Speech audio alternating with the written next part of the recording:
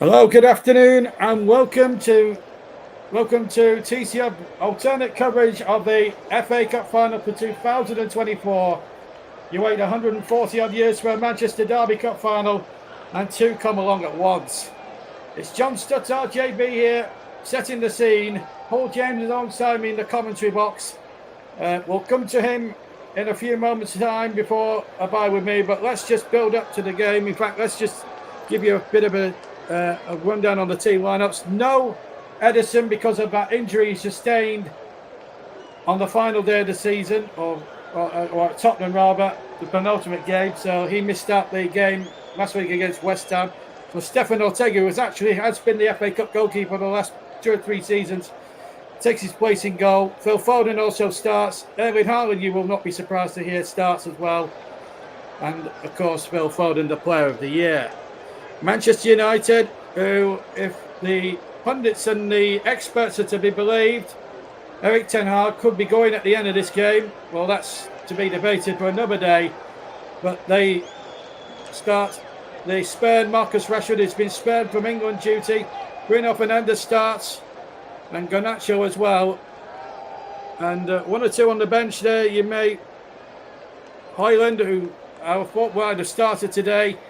He has to hop for a place on the bench, but they do have a lot of good talent on the bench. And Scott Carson,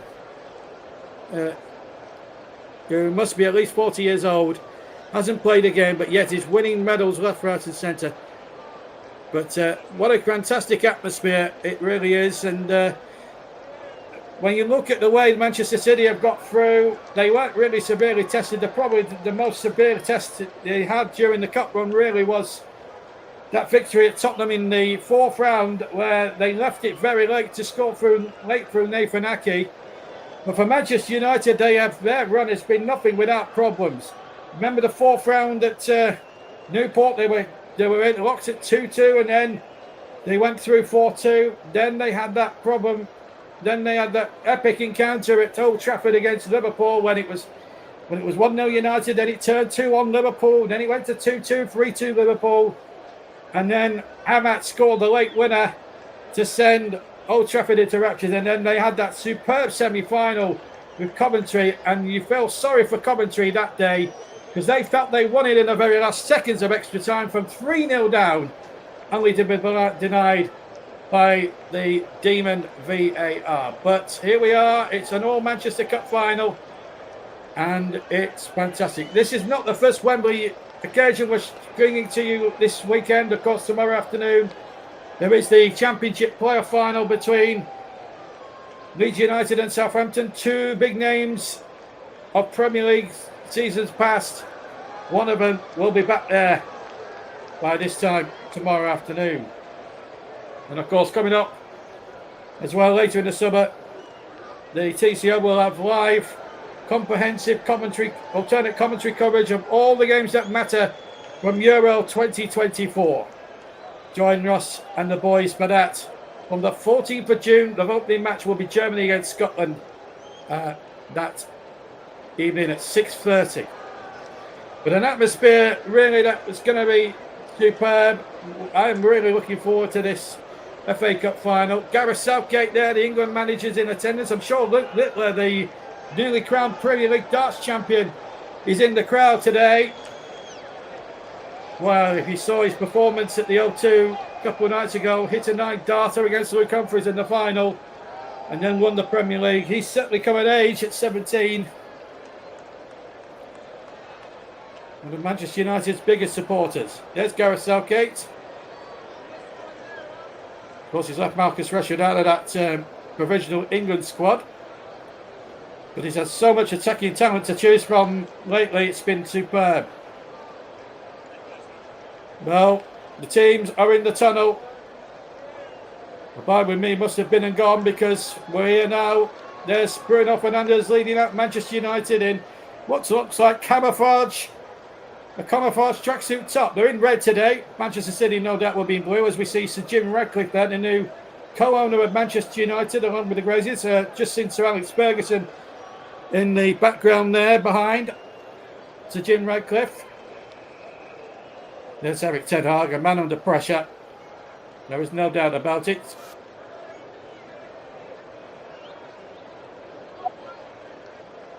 eye on. He knows the importance of this. Maybe a trophy may not well save his job at Manchester United, considering where they finished in the Premier League. It's been the lowest Premier League finish in history for them. Marcus Rashford recently left out of the England squad. Just seen Prince William in the background here. We'll just wait for Manchester City to come out. I mean, it's a carnival. There's a carnival feel amongst Wembley there as we see the final. I think we are going. Are we going to have a bye with me in a second or two? We are. Let's just pause for a bye with me.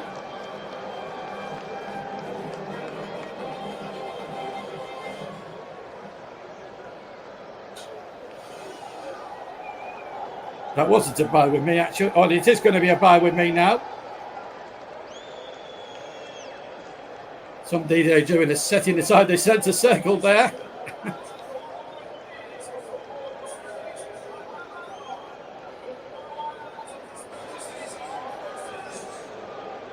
So let's just pause and take in the cup final further of a bye with me.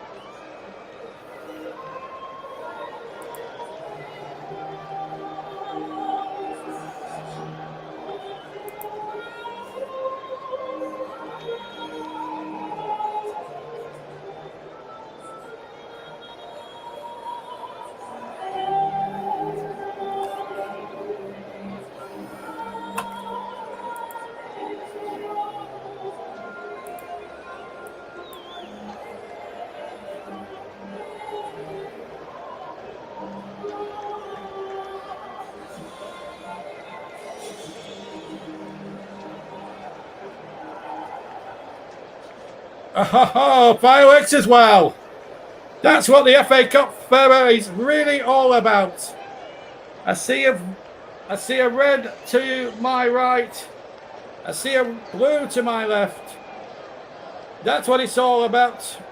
And as we see, one supporter, a female supporter of Manchester City on the left, and a male supporter of Manchester United on the right, carrying the FA Cup down the tunnel and onto the plinth, as the teams will walk past in a few moments' time for the presentation.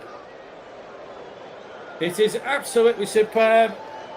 700 odd teams started out on the road to Wembley back in August. And just a word before we hand over to our commentator today, that nobody, unless Sterling Haaland scores 5 goals today, can catch Jonathan Lacey of Biggleswade Town, who scored 10 during the very earlier round in the competition. Manchester City and Pep Guardiola all suited and booted in the tunnel. Only one more job for me to do before the game starts is to wish our new FA Cup final commentator, Paul James, the very best of luck. It's his first final. Give him all the support in the comment section that you can. So here we are then. It's all set up. The 2024 FA Cup final. Let's join your match commentator tonight. A very good afternoon to Paul James. Thank you, JB. I appreciate your support there, and welcome everybody to Wembley for the FA Cup final. We just heard Abide With Me. That is the 97th time that song has been played at the FA Cup final. First started in 1927 when Cardiff beat Arsenal 1-0. Manchester United take to the field, and Manchester City too, The crowd is absolutely amazing. Red and white and blue and white flags. Just to give you some idea, this is the first time as well that two teams have actually met each other in the final back to back since 1885, when Blackburn Rovers and Queen's Park did it. Okay, let's take a look at the starting lineups today, starting with Manchester City. They have Stefan Ortega, who continues to deputise in goal, Josko Gavadio, Nathan Ake, John Stones. Kyle Walker is the captain today. Rodri, Phil Foden, Mateo Kovacic, Kevin De Bruyne, Bernardo Silva, and of course the ever-dangerous Erling Haaland. For Manchester United, well, they just make a couple of changes from the victory over Brighton.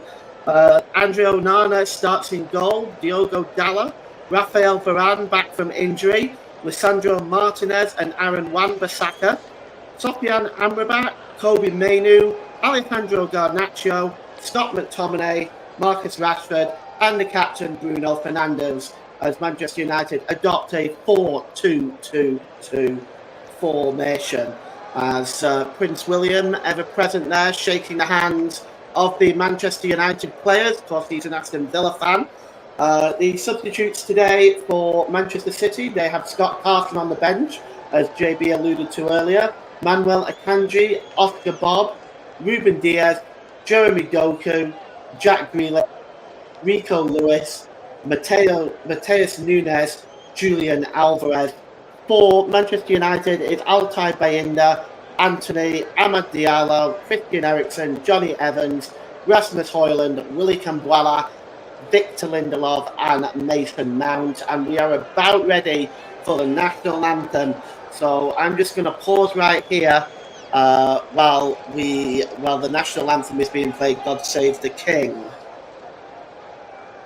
In just a moment here. So we wait for the national anthem, another staple of the FA Cup final. This is it's been changed, of course. Used to be God Save the Queen, but since the passing of Queen Elizabeth, here we go.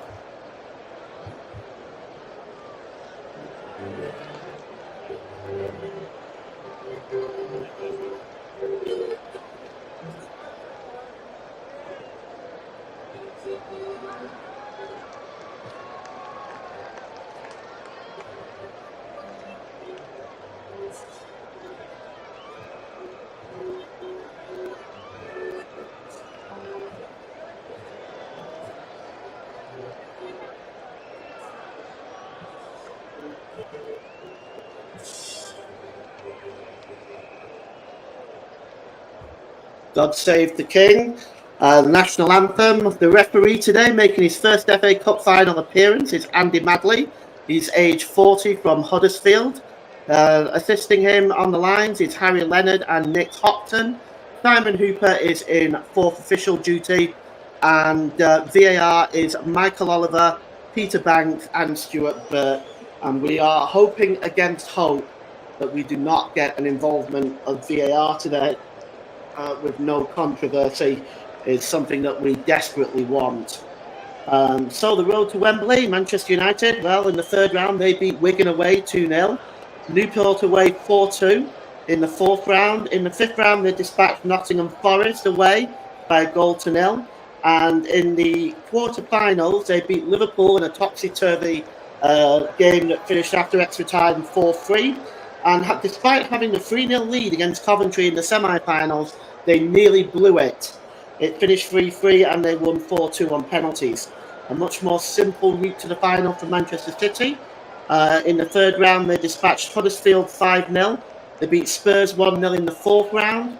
Luton 6-2 in the fifth round. And in the quarter-final, they beat Newcastle 2-0 and Chelsea 1-0 in the semi-finals. These two teams in the FA Cup have actually met each other a considerable amount of times, only twice in the final.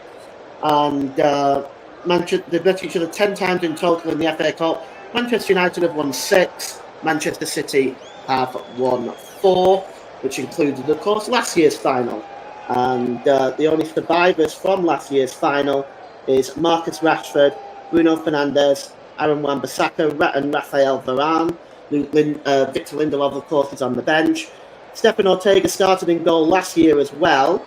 And of course, the staple of that side, Ilkay Gundogan, has since been transferred to Barcelona. Otherwise, it's much the same team. So the players are just making their final preparations. They're both in their traditional jerseys. Manchester City wearing their sky blue shirts, white shorts, and sky blue socks. Manchester United in their red shirts, black shorts, and black socks as they make their final preparations as we begin the build-up for this game today. Nicholas Jones with us in the comment section. Good luck, Paul. Thanks, Nick. And Media, Radio, Jingles and Gaming. Hi, JB and Paul. Another old Manchester Cup final. Yes, we're in for a good one today as the referee, Andy Madley, gathers the teams ready at the centre circle. We are just about to get ready for the 2024 FA Cup final at Wembley Stadium. Can Manchester United, with everything that has gone on this past week, including the rumours surrounding manager Erik ten Hag, pick up the victory today? Can they rise above it all? Or will Manchester City pick up another double? Well, Manchester City are about to get us underway. We're just waiting for Andy Madley to blow the whistle as Phil Foden is standing over this. And there's a bit of a delay here. The referee is just waiting at the moment. He's just making some final checks. Manchester City will be attacking the goal to our right as Phil Foden just gets the game underway, plays it all the way back to Stefan Ortega. Stefan Ortega, just outside of his penalty area, plays the ball long. Up in the air with Wan-Bissaka is Erling Haaland. It's flicked on there that time by McTominay. And knocked on to the chasing Marcus Rashford. Marcus Rashford, can he get inside the defence here? But that is great work by Kyle Walker. Just cutting across Rashford and making the challenge and getting the ball back to Ortega, who clears the ball out again. And here's Kyle Walker once more time. He moves towards the middle of the park and lays it off to De Bruyne. Brilliant flick on by De Bruyne to Erling Haaland now. Chasing forward. He gives the ball there to Foden. Out on the far side is Gavardio. The cross comes in. Haaland goes down and he's appealing for the penalty. He's surely not going to get anything for that. They're still appealing. I'm not sure that I don't think that was a penalty. Andy Madley is, and already we've got VAR involved. We're inside 1 minute. The cross came in from Gavardio. There was a challenge there with Lisandro Martinez. They did not look a lot in that to me. But VAR is looking at it and they've decided that it is no penalty on that occasion. Joe Smoke in the commentary box saying, enjoy, Paul, thank you. Media, Radio, Jingles and Gaming, good luck with the commentary, Paul, thanks very much for that. And the ball is played forward now and it's picked up here by Kobe Mainoo. Mainoo's ball rebounds off Bernardo Silva and goes back to Amrabat. Amrabat releases the ball there to Rafael Varane. Varane just does a quick 1-2 with Amrabat again. And just drops the ball back to Aaron Wan-Bissaka. Wan-Bissaka plays the ball back to Andre Onana. And he's released it now to Lisandro Martinez. Martinez, the Argentinian World Cup winner, plays the ball forward down this near side there. And it's picked up by Dalla. Dalla tries to play the ball to Mainoo, but it's a little bit far away from him, and it's won back by Erling Haaland, and he plays the ball across there looking for Kevin De Bruyne. He goes down, and it's going to be a free kick to Manchester City. It's taken quickly. Here is Bernardo Silva. He drops the ball back into the centre circle, and it's with John Stones. John Stones plays it across the far side to Gavardio. Gavardio drops it back to Nathan Ake. Ake plays the ball down this right-hand side here to Bernardo Silva. Silva drops the ball back to John Stones. As once again, Manchester City will have a patient build-up here. Here goes Bernardo Silva down the right. Drops it to Kyle Walker. And McTominay just slips there but gets on his feet. And the ball there is picked up by Rodri. And he sprays it over to the left-hand side to Gavardio. Gavardio drops it back into the midfield, and it's back to Rodri, so vital to that Manchester City team. And he releases it to John Stones. Stones gives the ball there to Bernardo Silva down the right-hand side. It's pulled back into the middle there to Stones again, who drops it back into his own half to Nathan Ake. Ake holds the ball up and just gives the ball there now to Kovacic. Back to John Stones. Stones just looking for options left and right. He's got Bernardo Silva making a run here down the right. He finds him. Here goes Bernardo Silva. He's got 2 Manchester United players around him, and he drops it now to Kyle Walker, and Walker again drops it back into the centre circle to Nathan Ake as City reset, and continue then to try to probe and find a way through this Manchester United defence. Here's Nathan Ake again. Both sides early on feeling each other out. As Nathan Ake again now picks up the ball in the midfield and gives it to John Stones. John Stones now is just looking for options left and right, and he gives the ball to Kyle Walker. Walker back to John Stones, and this is very typical Manchester City. Slow build-up play. The ball is played forward there looking for Bernardo Silva. Looks like it came off Bernardo Silva and went out for a throw-in.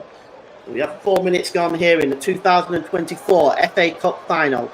It is Manchester City 0, Manchester United 0. We've already had VAR involved in this game, and it was for a penalty appeal for Erling Haaland, which I really didn't see a great deal in. It was a quick check by VAR and deemed no penalty. Bernardo Silva drops it back to Nathan Ake. Ake under pressure there from Bruno Fernandes, sends it all the way back to the goalkeeper, Stefan Ortega, and Ortega releases it to John Stones. Stones just drops the ball back to Ake. Okay, cross there to Kovacic and given to Rodri. Rodri returns the ball to Kovacic. Just down the left-hand side there, he pulls the ball across the line of the penalty area to John Stones. It's then released to Bernardo Silva down the right-hand side. Just inside his own half is Bernardo Silva. Gives the ball to Kevin De Bruyne. De Bruyne back to Kyle Walker now. He's in an advanced position. Walker just pulling all the way back to the centre circle. He almost played himself into trouble there. Ran into Bruno Fernandes. And it now breaks loose to Mateo Kovacic. Kovacic to Rodri. Rodri to Foden inside the centre circle. And it's across now to John Stones. John Stones plays it down the right-hand side there to Kevin De Bruyne. He's moving towards the middle. De Bruyne gives it to Ake. Ake just inside the centre circle. Holds the ball up. Back to Rodri. Still inside the centre circle. It's really bizarre how Manchester City play. They just keep possession, knock the ball around. They're so patient in their build-up. And, of course, you can either press them or you can stand off and let them play. And at the moment, Manchester United are standing off and letting them play. The ball is played forward to De Bruyne. Chasing that one down is Bernardo Silva, but cutting across is Diogo Dalot. And Manchester United can get the ball away. As Scott McTominay nearly plays Amrabat into trouble there. But Amrabat manages to get the ball back to Rafael Varane, who releases it to Aaron Wan-Bissaka. Bissaka over the halfway line. Releases it now there to Garnacho. Garnacho drops the ball back to Amrabat, who gives the ball to Lisandro Martinez. Martinez just inside his own half. Gives the ball down the left-hand side to Diogo Dalot. Here's Kobe Mainoo in the centre circle to Bruno Fernandes. Down the right there to Wan-Bissaka. And now here's Alejandro Garnacho, proving himself to be a very effective Manchester United player this season. Varane, Martinez. And it's Manchester United's turn to keep possession right now. Here's Sofyan Amrabat. Drops the ball back there to Varane. As both sides just being very cautious early on. As here's Garnacho. Garnacho plays the ball to Varane, and Varane goes all the way back to Andre Onana as he releases it quickly to Lisandro Martinez. And Martinez just gives the ball back to Andre Onana. And we've had 7 minutes gone here. No clear-cut chances early on as of yet. The ball is played long by Onana, looking for Rashford, but cutting across well there is Kyle Walker, the Manchester City captain, but he played his own player into trouble there. And Nathan Ake just managing to get to the ball and put the ball out of play, and it's going to be a throw-in, and it's going to be a throw-in actually to Manchester City, and Kyle Walker is level with his own penalty area here. The England right back has obviously been put on duty of marking Marcus Rashford today, and Walker himself, of course, a very pacey player. As here's Dalot. Dalot gives it to Rashford. Rashford back to Dalot, and now here's Scott McTominay to Bruno Fernandes on the edge of the area. Played across to Garnacho. Garnacho with a first shot on goal. And it's right at Stefan Ortega. It's a comfortable save for the German. And that is the first sight at goal by either side, though, as Alejandro Garnacho swings a shot at the goalkeeper there. And if we just take a look at that one more time, it was a comfortable save, really, in the end. It was right at him, but that's our first sight at goal. Bernardo Silva. He's midway inside his own half right now, moved into a central position. Bernardo Silva just drops the ball back here to Kovacic. Mateo Kovacic, the former Chelsea player. Here's Gavardio, played forward to De Bruyne. De Bruyne sets Foden on the way, and now can Manchester City respond? The cross comes in, and Lisandro Martinez just gets in front of Erling Haaland and heads that out onto the far side, to the right-hand side. Here's Bernardo Silva. Bernardo Silva cutting away there, crosses it to the back post. Can it be kept in by Phil Foden? No. He only manages to hit the side netting. It was a beautiful cross to the back post, but Phil Foden just couldn't get there in time. And he only successfully puts it into the side netting. And Pep Guardiola, we're looking at him there. He's the first manager to win 4 successive English top-flight titles. Another record broken by Manchester City. Another record for the great Pep Guardiola. The goal kick is going to be taken by Rafael Varane, actually, and he's just going to play it back into the 6-yard box to Andre Onana. Onana releases the ball to Diogo Dalot. Dalot just tries to play the ball over to Wan-Bissaka, but Foden cuts in and puts the ball out of play. It's going to be a throw-in to Manchester United. And Aaron Wan-Bissaka is going to take it as Andy Madley, the referee today, chosen for this game. It's his first FA Cup final, and best of luck to him. As Aaron Wan-Bissaka now is taking his time with his throw-in. He finds Bruno Fernandes, gets the ball back to Wan-Bissaka and puts his foot through it. Chasing it is Marcus Rashford, but cutting across is John Stones to head that ball back to Stefan Ortega. As he releases Kyle Walker now down the right-hand side. Walker has got pace and power. He drops the ball back there to Rodri. Rodri back into the centre circle to Mateo Kovacic and over to the left-hand side to Josko Gavardio. The Croatian international tries to play it into Phil Foden, but that's a good win back by Sofyan Amrabat. And Amrabat drops the ball back now to Rafael Varane, who gives the ball back to Amrabat. And it goes back to Andre Onana in the Manchester United goal. He gives the ball to Lisandro Martinez, who once again returns the ball to Onana. He puts his foot through it, and comfortably winning that header is John Stones. He heads it back into the Manchester United half, and it breaks loose to Kyle Walker. Walker drops the ball back into his own half to John Stones. Here's Kovacic. Quick 1-2 with Kyle Walker. Kovacic moves into the centre circle. He's got options available both left and right. He gives the ball to Rodri. Rodri back to Kovacic. He's almost on the halfway line there. As Rodri then plays the ball down the right there to Bernardo Silva. Bernardo Silva just moving away from Diogo Dalot. And it's now with Kyle Walker. Here's Rodri again inside the centre circle. He's got options again, left and right. He decides to take the safe route back to John Stones. Back to Rodri on the halfway line, gives the ball to Phil Foden. Phil Foden just moved into a central position now and goes towards the left-hand side to Gavardio. That's a really good ball. Gavardio releases Kovacic now, making a run forward. And it's now with De Bruyne. De Bruyne cuts in the penalty area, left-hand side. Can he get across in De Bruyne? And it's headed up into the air by Rafael Varane. And it's a good job he got on the end of that, because on the back post waiting, totally unmarked, was Erling Haaland.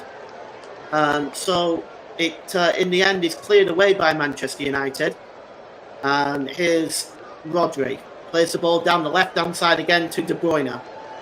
De Bruyne drops the ball back to Kovacic. Kovacic lifts the ball forward to Kevin De Bruyne, but it's far too far away from him. And Rafael Varane just cuts across and puts the ball out of play. And Manchester City will have a throw-in level with their own penalty. Level with the Manchester United penalty area. As we've had 13 minutes gone in this FA Cup final, it is still 0-0. Here is Rodri. Rodri plays the ball forward to Erling Haaland. Haaland's control let him down there, and Lisandro Martinez wins the ball, and Erling Haaland fouls him, and it's going to be a free kick to Manchester United. And Lisandro Martinez organising his defence. I have to say, boy, the Manchester United's defence look a lot better when Martinez is in it. He steadies the defence very, very well. Rafael Varane disrupts the ball back to the goalkeeper, Onana. And Onana's clearance wasn't the best. And Phil Foden nearly won that ball back. He got a touch on it. The ball's gone out of play for a throw into Manchester United. But Onana nearly played Manchester United into trouble there. Diogo Dalot with the throw. Midway inside his own half of the field. Down the left-hand side. Throws it long. Up in the air, and winning that one is John Stones. And it's picked up by Phil Foden. Foden to De Bruyne. And Foden is down injured. And we're going to have a free kick to Manchester City. Looks like there was a foul there that time. And we've got Eminem on with us today. Come on, United. He's a United fan. And, well, at the moment, Eminem, if you've been listening from the start, you know that the only shot on goal has come from Alejandro Garnacho of Manchester United. But City have certainly dominated possession in this first 15 minutes. The free kick is going to be taken by Kevin De Bruyne. Excuse me. He's standing over this one, and from these sort of positions, Kevin De Bruyne can deliver such excellent balls into the box, and Manchester United opting to play a very high line here. And it's about 5 or 6 yards outside the penalty area. The free kick is midway inside the Manchester United half of the field, as the referee is just making sure everything is in order there. As the free kick is going to be taken by Kevin De Bruyne. Is he going to go long or short? He just lifts the ball into the penalty area. The heads go up. It's headed by Varane, who just heads it out of play, and it's going to be a throw-in to Manchester City, which Gavardio will go over to take, and it's level with the Manchester United 6-yard box. So I just wonder if Gavardio is going to try a long one here. As Eric Ten Hag, I just wonder what's going through his mind, knowing that perhaps winning the FA Cup may not be enough. Really sort of the toxicity that is coming out of Manchester United. 24 hours before a major final, that this sort of rumour would come out of Old Trafford is shocking, to say the least. The throw-in is taken quickly. It bounces off Sofyan Amrabat, and Manchester City will get another go at it. Josko Gavardio now takes the throw-in. It's level with the Manchester United penalty area. He finds Erling Haaland. Haaland pulls it back to De Bruyne. And the ball is played across by Rodri to the right-hand side to Bernardo Silva. Bernardo Silva tried to play in De Bruyne, but that's cleared away by Diogo Dalot. And it's back into the Manchester City half as it's picked up by Kyle Walker. Kyle Walker plays it into the middle of the park to John Stones. He plays it across to the left-hand side to Gavardio, who's brought himself into this game on a number of different occasions and certainly looks one of Manchester City's brightest sparks. The ball is played by Kyle Walker down the right-hand side now to Bernardo Silva. Bernardo Silva cuts away from Diogo Dalot, cuts into the middle. It's across to Foden. Oh, Foden tried to play in Gavardio, but the ball was a very poor one. And in the end, it goes behind for a goal kick. But my goodness me, that looked a promising break for Manchester City. Had Foden got that right, then Gavardio would have been in. Today, it's a goal kick. As pacing back and forth there is Pep Guardiola. As we take a look at the Manchester City fans standing up right now, they do look a bit apprehensive at this time.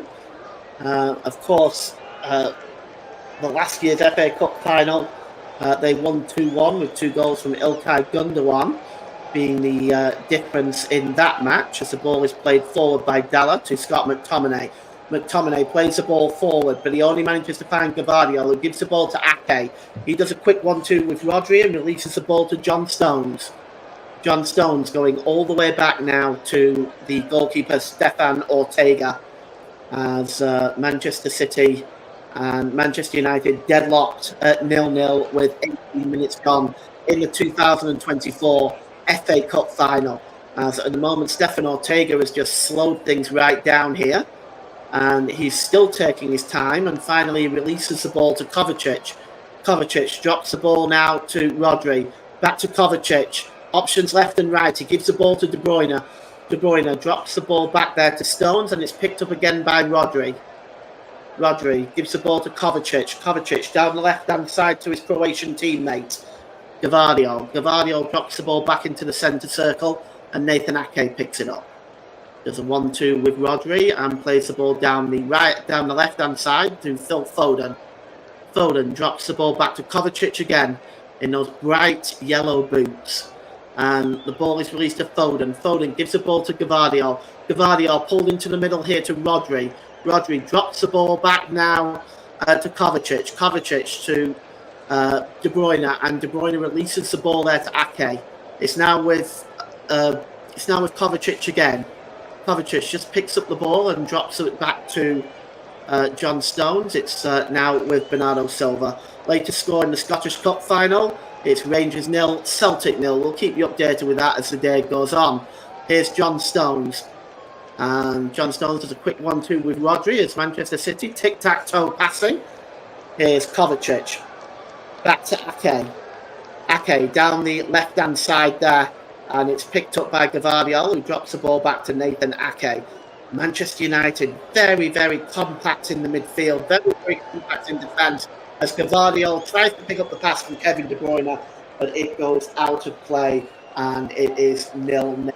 Still, it's going to be a throw into Manchester United. We've already had a comment from a Manchester United fan. Is there any Manchester City fans out there feel they need to comment? Please feel free to do so. I will read them out. Just please keep them nice and clean. We are a family show in this Manchester derby. And Bruno Fernandes just swings his foot round and puts his foot through it really. It goes into the centre circle. It's headed on by Kyle Walker, but picked up by Alessandro Martinez. Here's Mainu. Does a quick 1-2 with Rashford. Mainu tries to set off on his way. He's got options available. Gives the ball to Martinez. And that a beautiful pass outside of the boot there to Marcus Rashford. But what a great challenge. The ball still breaks loose. It was a great challenge by Kyle Walker, but the ball still breaks loose. And at the moment, it's each team are giving the ball back to each other. Finally, the ball goes back to Stefan Ortega from Nathan Ake, and he releases the ball to Bernardo Silva, who gives the ball back to John Stones. But it was a beautiful... and Ortega's in trouble here. Fernandes goes down, and that was a poor ball by Ortega. He played John Stones in all kinds of trouble there. But he got away with it. In the end, it was nearly Bruno Fernandes getting in there. It's a free kick to Erling Haaland for the foul on by Diogo Dalla. But and I think the referee is going now to talk to somebody. We're just going to take a look and see what's going on here. Because he just seems to have... He's just going to have a word with Kyle Walker over something. Kyle Walker's on his feet. He's okay. And the referee... Just take a look at this again. And we have a look here. It was Kovacic. And then Fernandes went over Kovacic. Yes, Kovacic saved that because that was a really poor ball from Stefan Ortega. Bruno Fernandes was claiming the penalty. It wasn't a penalty at all, but it was a very, very poor giveaway by Ortega. As Rodri now gives the ball back to Ake. Ake back to John Stones. Stones inside the centre circle. Gives the ball back to Nathan Ake. And here is... Kovacic gives the ball to Stones inside the centre circle again as Manchester City coming forward now. The ball is down the right-hand side by Stones to Bernardo Silva. Bernardo Silva, he loses possession, does Bernardo Silva. Careless play there, and it's a free kick. The referee choosing not to let Rashford play on as Bernardo Silva fouls Diogo Dalla there. It was poor play by Bernardo Silva. He just lost focus for a second or two and gave the ball away to Dalla. Here's Lisandro Martinez now. Gives the ball to Scott McTominay. McTominay cuts across the halfway line to the right-hand side to Aaron Wan-Bissaka. Wan-Bissaka gives the ball there to Garnacho. Garnacho moves to the middle of the park and lays it off to Kobe Mainu. Mainu to Scott McTominay. McTominay plays the ball down the right, and here's Garnacho again. He tried to work his way into the penalty area, but... Nathan Ake just muscled him out of play there.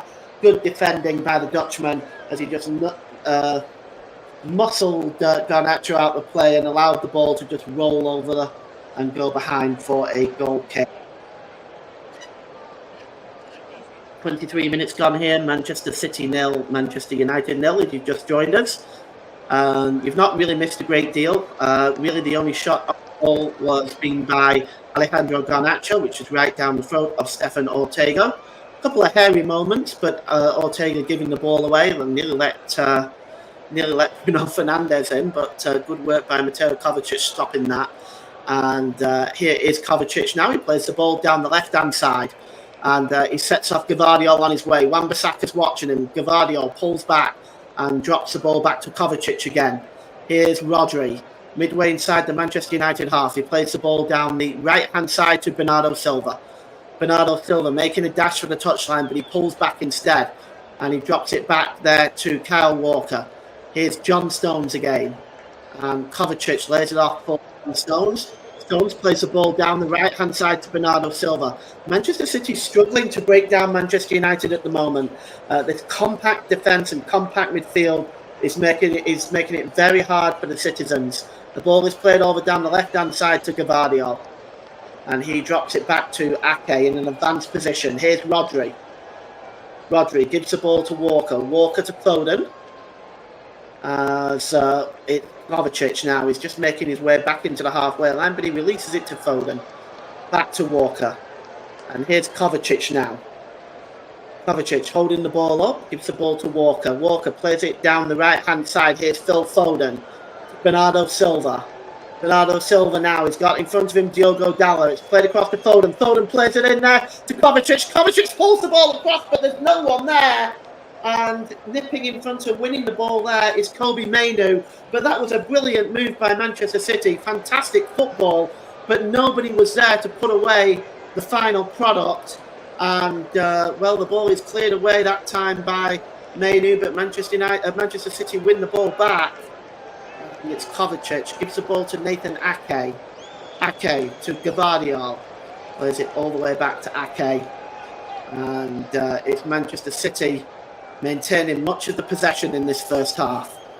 And the ball is now with Phil Foden down the right-hand side. He's got Amrabat in front of him. He drops the ball back into the centre circle to Rodri. Rodri gets the ball back here. And it's now with Kyle Walker. Walker holds the ball up.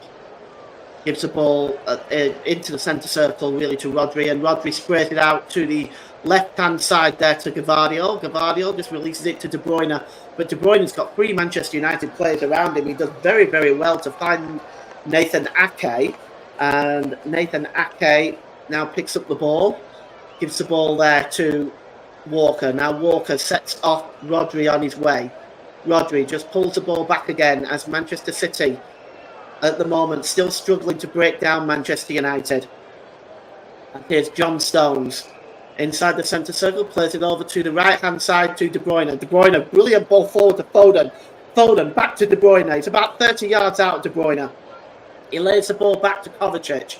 Kovacic, back to Rodri. Rodri lifts the ball towards Haaland, and it's headed out by Lisandro Martinez and cleared away by Bruno Fernandes back into the Manchester City half. But that, again, is a really good move by Manchester City. Good football. But once again, Erling Haaland was stopped in his tracks by more excellent Manchester United defending. Here's Foden. Foden inside the centre circle. Is he brought down there by Bruno Fernandes? The referee has said yes. Fernandes is complaining, but the referee is not having any doing on that. It's a free kick to Manchester City. It's going to be taken in the centre circle by Rodri. Fernandes is still remonstrating. He needs to leave it alone and get on with the game. He certainly doesn't want to pick up any yellow cards. Here's Nathan Ake from the free kick. Gives it to Josko Gvardiol. Gvardiol pulls the ball back. As it is still 0-0 in this FA Cup final. As Manchester City and Manchester United, they're really locked into a tight game here. As here's De Bruyne. Plays it down the left-hand side, and here's Gvardiol.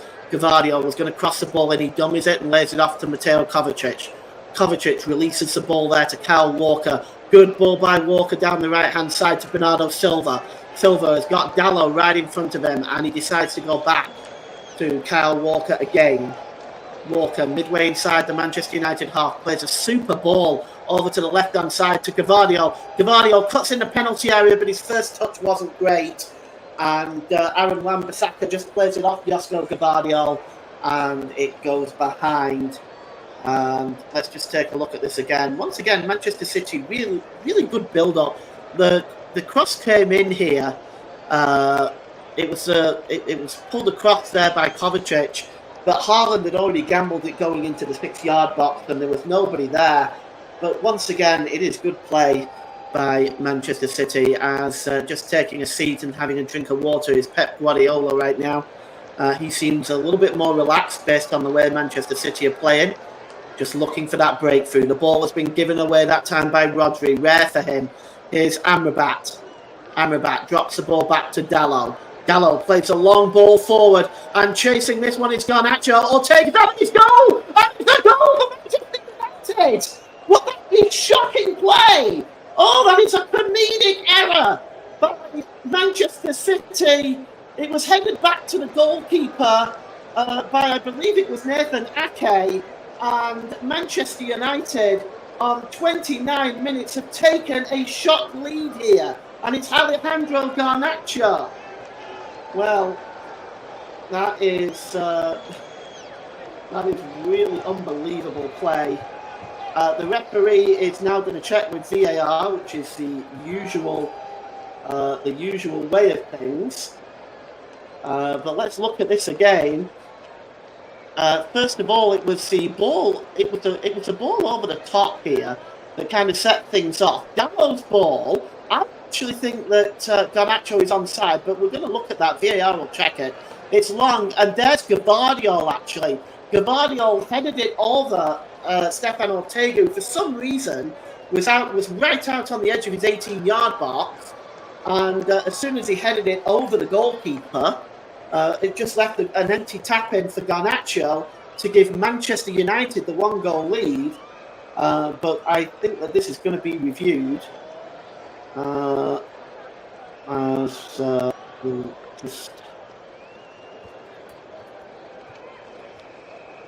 going to review this for offside, I think, but we will see. Well, no, the goal stands.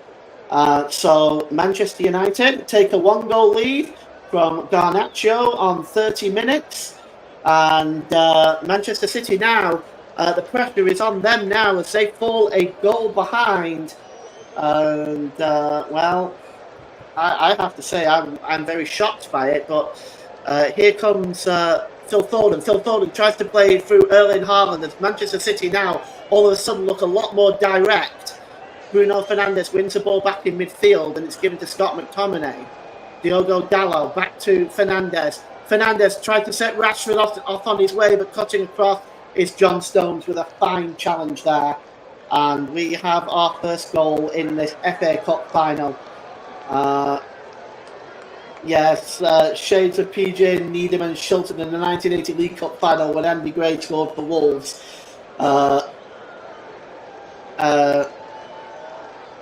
And shared, yes, that's right, a really good. Yes, it was one of those, wasn't it? Really, it was a very strange sort of goal. I think if you watch it on TV later, Hedges says, "I hope Manchester United win," and thank you, Sue, for joining us today. We hope you're enjoying the commentary. The ball is played long, and it goes through to Stefan Ortega. And it is with the goalkeeper now, Ortega, who releases it. And the ball is released now to Gavardio. And it's Gavardio's error, along with Stefan Ortega, that presented that goal for Garnacho. It's now with Gavardio again down the left-hand side. We had a comment from Andrew Kersley. Feel free to comment at some point. Shot lead for City. Haven't had a shot yet. No, they haven't had a shot, but they've had most of the possession. And I think many would consider it to be a shot lead, given City's dominance in the Premier League right now. And in general, at the moment, they're definitely the best club in the country. I understand you're probably a Manchester United fan, but understandably so. I think many would still consider this a shot lead. Here's Rashford. And it's dropped back there to Mainu. Mainu just over the halfway line, but it's run back by Kevin De Bruyne. And there's Bruno Fernandes, drops the ball back. Oh, and incidentally, I have complimented Manchester United on their defensive play. Cross coming in from Garnacho, and it's headed out to the edge of the area to Kobe Mainu. And here is Bernardo Silva. And Bernardo Silva plays the ball long, and it's picked up there by Rafael Varane. And Varane just pulls the ball back into his own half, and he drops the ball back to Sofyan Amrabat. Back to the goalkeeper. Andre Onana just holds the ball up, and he releases the ball there to... Oh, the ball is played forward there from Varane, and it's laid off by Kobe Mainoo to Wan-Bissaka. Wan-Bissaka trying to set off Garnacho on his way. He's alleged to have fouled, though, Josko Gvardiol, and it's going to be a free kick. And here's John Stones. Stones just outside the centre circle. He moves into coming across the halfway line. City almost at walking pace at this point. Here's Mateo Kovacic. And the ball is played forward by Kyle Walker. Chasing this one is Erling Haaland. Good challenge that time by Lisandro Martinez as the ball goes out of play for a throw-in to Manchester City. We have about 10 minutes to go till half-time. And United still lead this game by a 1-0. As Manchester City now looking to break down this United defence again. Here comes John Stones and Mateo Kovacic. Drops the ball there to Gvardiol. Gvardiol was looking for Phil Foden. Phil Foden gave the ball back to Gvardiol. Here's Nathan Ake, midway inside the Manchester United half. And the ball is played down the right-hand side to Bernardo Silva. Bernardo Silva cuts inside and gives the ball there to Kyle Walker. And here is Rodri. Rodri plays the ball down the left there to Josko Gvardiol. Gvardiol drops the ball to Nathan Ake. As it's just moving away now is Mateo Kovacic, just trying to get away from Bruno Fernandes. He plays the ball towards the penalty area, but it's cleared away by Lisandro Martinez. And now with Kyle Walker. Kyle Walker drops the ball back into his own half. And here's John Stones. And here is Mateo Kovacic. And Rodri just holds the ball up. He just tries to turn away from Bruno Fernandes there, does Rodri. He's midway inside the Manchester United half. It's given to Kyle Walker. Walker holds the ball up and it lets Bernardo Silva go there and does a quick 1-2 with Phil Foden. So Manchester City there looking at completed passes, 273 for Manchester City, 95 for Manchester United. Here's Bernardo Silva, edge of the area, tries to shot Bernardo Silva. Oh, and it dropped right in front of Onana, but it was comfortable for the Manchester United goalkeeper for the first shot on goal for Manchester City. And it came from, I'd say, a good 30 yards out, giving credit to the way Manchester United have defended in this first half. They have not been able to break them down. Here is Kobe Mainoo. Mainoo gives the ball to Bruno Fernandes. And here's Rafael Varane. Varane lifts the ball forward and away there. Now goes Garnacho. He's got Rashford in the middle. Garnacho is in here. Pulled across for Rashford. Manchester United. And all of a sudden, Manchester United, or has that been given offside? That may have been given offside. It looks like it has. But just for a moment there, let's take a look at it here again, and I'm sure VAR will review it, yes. It's difficult to tell from that angle, but I think Garnacho may have been offside. He pulls the ball across here brilliantly to Rashford, who just tapped it into the empty net. But it did look like he was in an offside position. And Manchester United, Garnacho just went a minute or two, well, a second or two, I should say, a second or two early. And but Manchester United came very close to doubling their lead there. So Manchester City are going to have to be very careful because they are being caught on the break here. Here is Nathan Ake.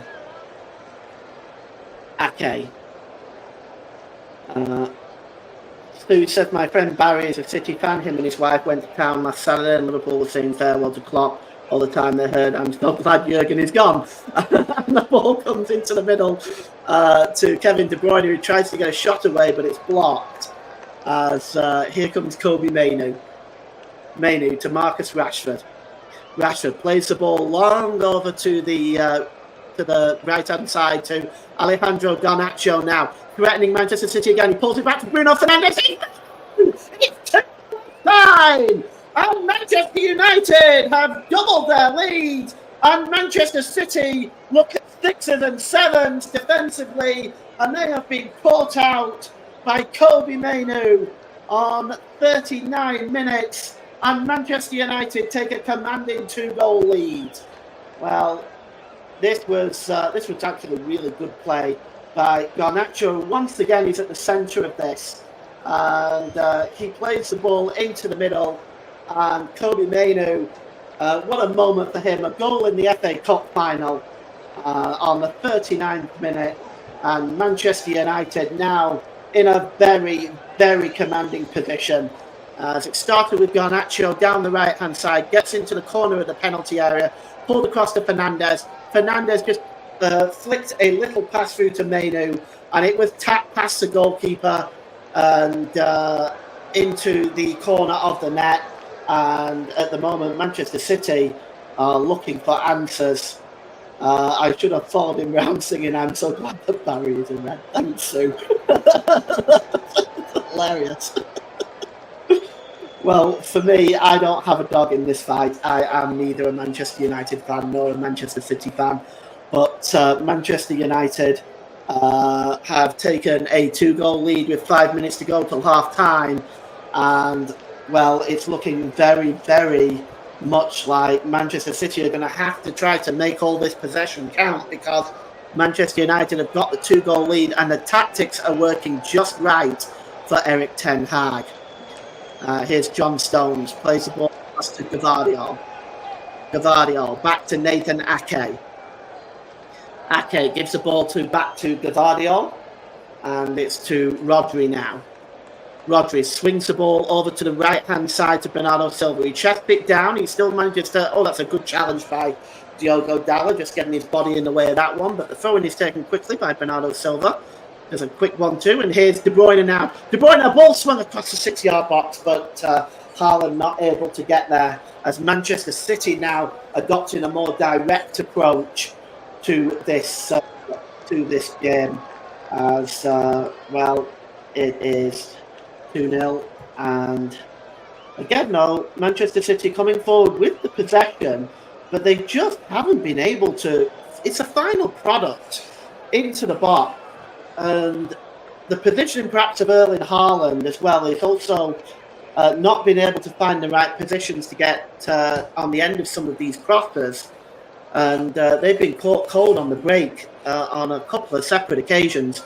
The ball is played long again, and this time John Stones gets up with the header and gives it back to Kyle Walker. But the ball is given away now to Bruno Fernandes. Fernandes, edge of the area, gets a shot away, takes a deflection off John Stones and goes out of play for a throw-in. And Manchester City, all of a sudden, are being stretched the game as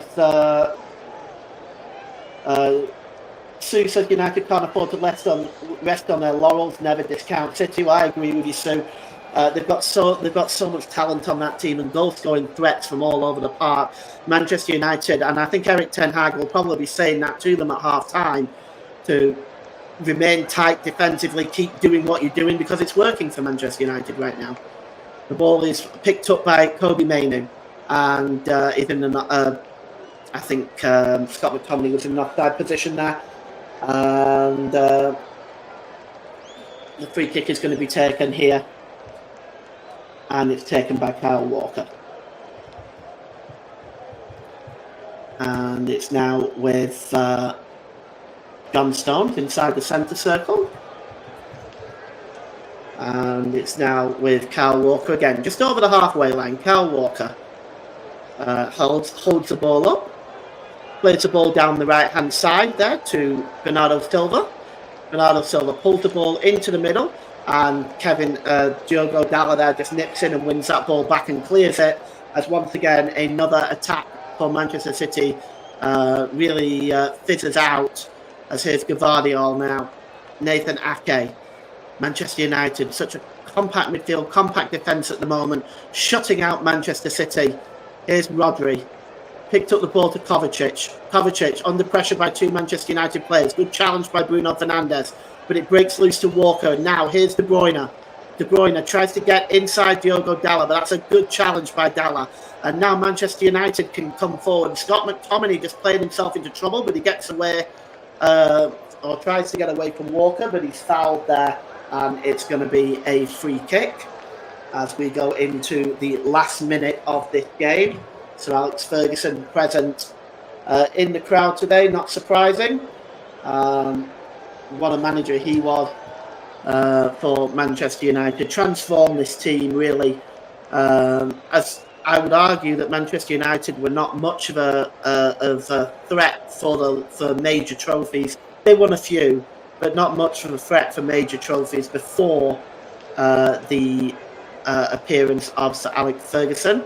And of course ended the long wait for a league title as well. The ball is cleared downfield by Onana, goes out of play for a throw-in which Kyle Walker will take. And here is Stones. Stones plays the ball across to Ake. Ake plays it forward down the left-hand side to Gvardiol. Can City pull one back before half-time? Here's the ball is played forward by Kovacic, and a foul there on Kevin De Bruyne by Kobbie Mainoo. And are we going to get our first yellow card? We are. Kobbie Mainoo goes into the referee's notebook on the 45-minute mark for that challenge.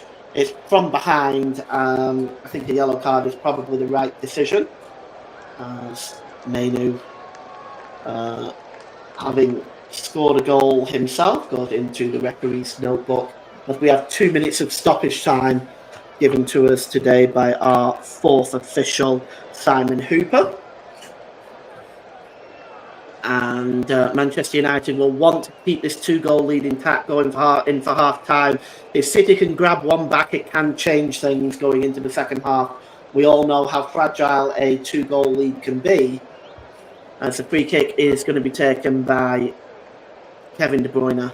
United offering a high line again, just outside of the 18-yard box, and it swung into the box. And, well, nobody really attacked it, and everybody was able to just leave it to Andre Onana. But once again, City not pressing in that final moment to get on the end of some of these crosses. That was very easy for Andre Onana. As Manchester City fans looking on, may just be the league title for Pep Guardiola this year. And it's cleared downfield. And the ball is played forward. It's won back, and Erling Haaland now chasing this one. Good challenge by Wan-Bissaka. Gets across Erling Haaland, and really Manchester United's defence have had Erling Haaland in their back pockets in this first half. He really hasn't been able to get on the end of anything. As time is now ticking down, we've almost had the 2 minutes of stoppage time. Here's Kovacic. Kovacic plays the ball down the left-hand side to Gvardiol. Gvardiol's got Wan-Bissaka in front of him. Wan-Bissaka back to De Bruyne. Oh, good challenge there by Bruno Fernandes. Puts that ball out of play.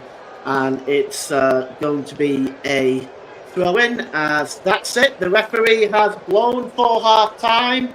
And goals from Alejandro Garnacho from a terrible mistake from Josko Gvardiol and goalkeeper Stefan Ortega. And added to that, 9 minutes later, Kobbie Mainoo put the ball past Ortega into his left-hand corner to make it Manchester City 0, Manchester United 2 in the derby at Wembley Stadium in the 2024 FA Cup final. And it is back to you, JB. Well, stay with me, Paul, because we want to dissect this first half. So much incident and a surprise scoreline. Manchester City 0, Manchester United 2. And, I mean, Paul, let's face it. I mean, any odds you could have got on this at half-time, I must admit,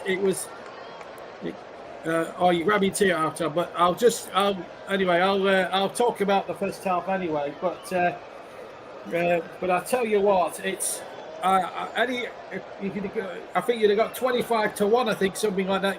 Most bookmakers this morning on Manchester United leading 2-0 at the break. The first goal is a comedy of errors. It really is a comedy of errors. I've never seen that. I mean, I've never seen a goal quite like that in an FA Cup final, and I've been covering them since 2017. And I've never, in all that time with me covering covering the FA Cup final, and this is my 8th final as a presenter or a commentator, I've never seen a messier goal from that. And to come from Manchester City of all teams is, I just cannot fathom it. One ball over the top, and it shades. If older listeners may, I'll get Paul's view on that in a minute or two, but it's and we'll talk about it. But as soon as he's back, we'll dissect the first half properly. But my views on that first goal was, it was unbelievably. It was like Keystone Cup slip, and it reminded me a bit of the 1980. Older listeners may remember this, especially if you're a Wolves supporter, if you're an older Wolves supporter. 1980. Remember that final against Nottingham Forest? One ball up from Peter Daniel, and then Shilton came out for a ball he didn't need to get. Needham nodded it past him, and Andy Gray had the simplest of jobs from 3 yards out. Similar sort of goal. The other end, the left hand end today, rather than the right. That happened in the right hand end of the old Wembley. Today, at the left hand end of Wembley, it's happened again. And Garnacho will never, ever in his whole career get an easier goal in a big game than that. It was just unbelievable. The second goal was beautifully worked too. And really, it's just been, I just cannot fathom it. Bruno Fernandes got Mainu got the second goal as well. And he's had a super match. He has been booked. Bruno Fernandes has had a top game as well. But I can't remember. I think maybe Bernardo Silva once has tested the goalkeeper at all in that first half. But apart from that, I can't remember anything else, to be quite honest with you. Sue has been on. Hello, Sue. Yes, it's nice to be back on the airways. It's just a one-off because obviously I'm going to take an extended break, just to let you know, listeners, before Paul comes back with me. Just to let you know that this will be my last TCF game of the season. I will not be, due to other reasons beyond my control and everyone else's control, I will not be covering the European Championships. Personally, I've had a hell of a year so far. It's been scary. It's been very, very tough. I've had a lot of issues personally, and then with the World Cup coming up, an extended World Cup coming up in 2 years' time, I feel that if I miss out this European tournament, I can then get myself together for next season and beyond. So that's one of the reasons why I will not be covering the Euros with the TC Hub, but I will be back on the TC Hub from next season onwards. And I've just got word with Paul James is with me. Paul, you've got back from a cup of tea. Can you fathom what you've just seen in this first half? Because, I mean, I was saying just now while you were off the air, I think you probably got about 25-1 on Manchester United being 2 up at this stage. It's just football never ceases to amaze one, does it? No, it doesn't, and neither does this competition. It really is bizarre given the possession that Manchester City have had. Also, that error by Gvardiol and Stefan Ortega. I'm not sure what Stefan Ortega was doing right on the edge of the 18-yard box there. And then you've got Gvardiol's header over the top. It's a comedic error that you wouldn't expect out of a Pep Guardiola defence. The second goal was a bit more fluid. I think Manchester United have looked very, very good on the break. And defensively, they have been very, very compact and sharp. And they have made it very difficult for Manchester City. I mean, Erling Haaland has been marked out of the game. That being said, no, you can't deny it. It's an absolute shock. It's nobody can say that it's not a shock. I mean, Manchester City have dominated the league. Manchester United have not had a good season by their own standards. They have been poor all season. Let's be honest. They've had trouble coming out of the club as well. 24 hours before a cup final, news coming out of the club that Eric Ten Hag may not be the manager, even if Manchester United win. What sort of treatment is this for a manager? Exactly. But looking at the goal again, I've just looked at it on television, and Manchester City at the point, they were complaining of offside and they wanted VAR to get involved. But we're looking at it again, he is definitely a yard onside. But the way that United on the counter-attack, Paul, have been able to pick up Manchester City, this is Manchester City we're talking about. Yes, we can talk about the 115 FFP charges against them. I think that is for another day. But how well have Manchester United come out and played? Fernandes here for the second goal to set up a second goal was absolutely superb. And if you had to have a poll in the stadium for player of the match, you'd say Bruno Fernandes is certainly up there. And they could have easily been 3 up if Rashford and company had stayed on side. And do you get the sense now that they say 2-0 is a dangerous lead?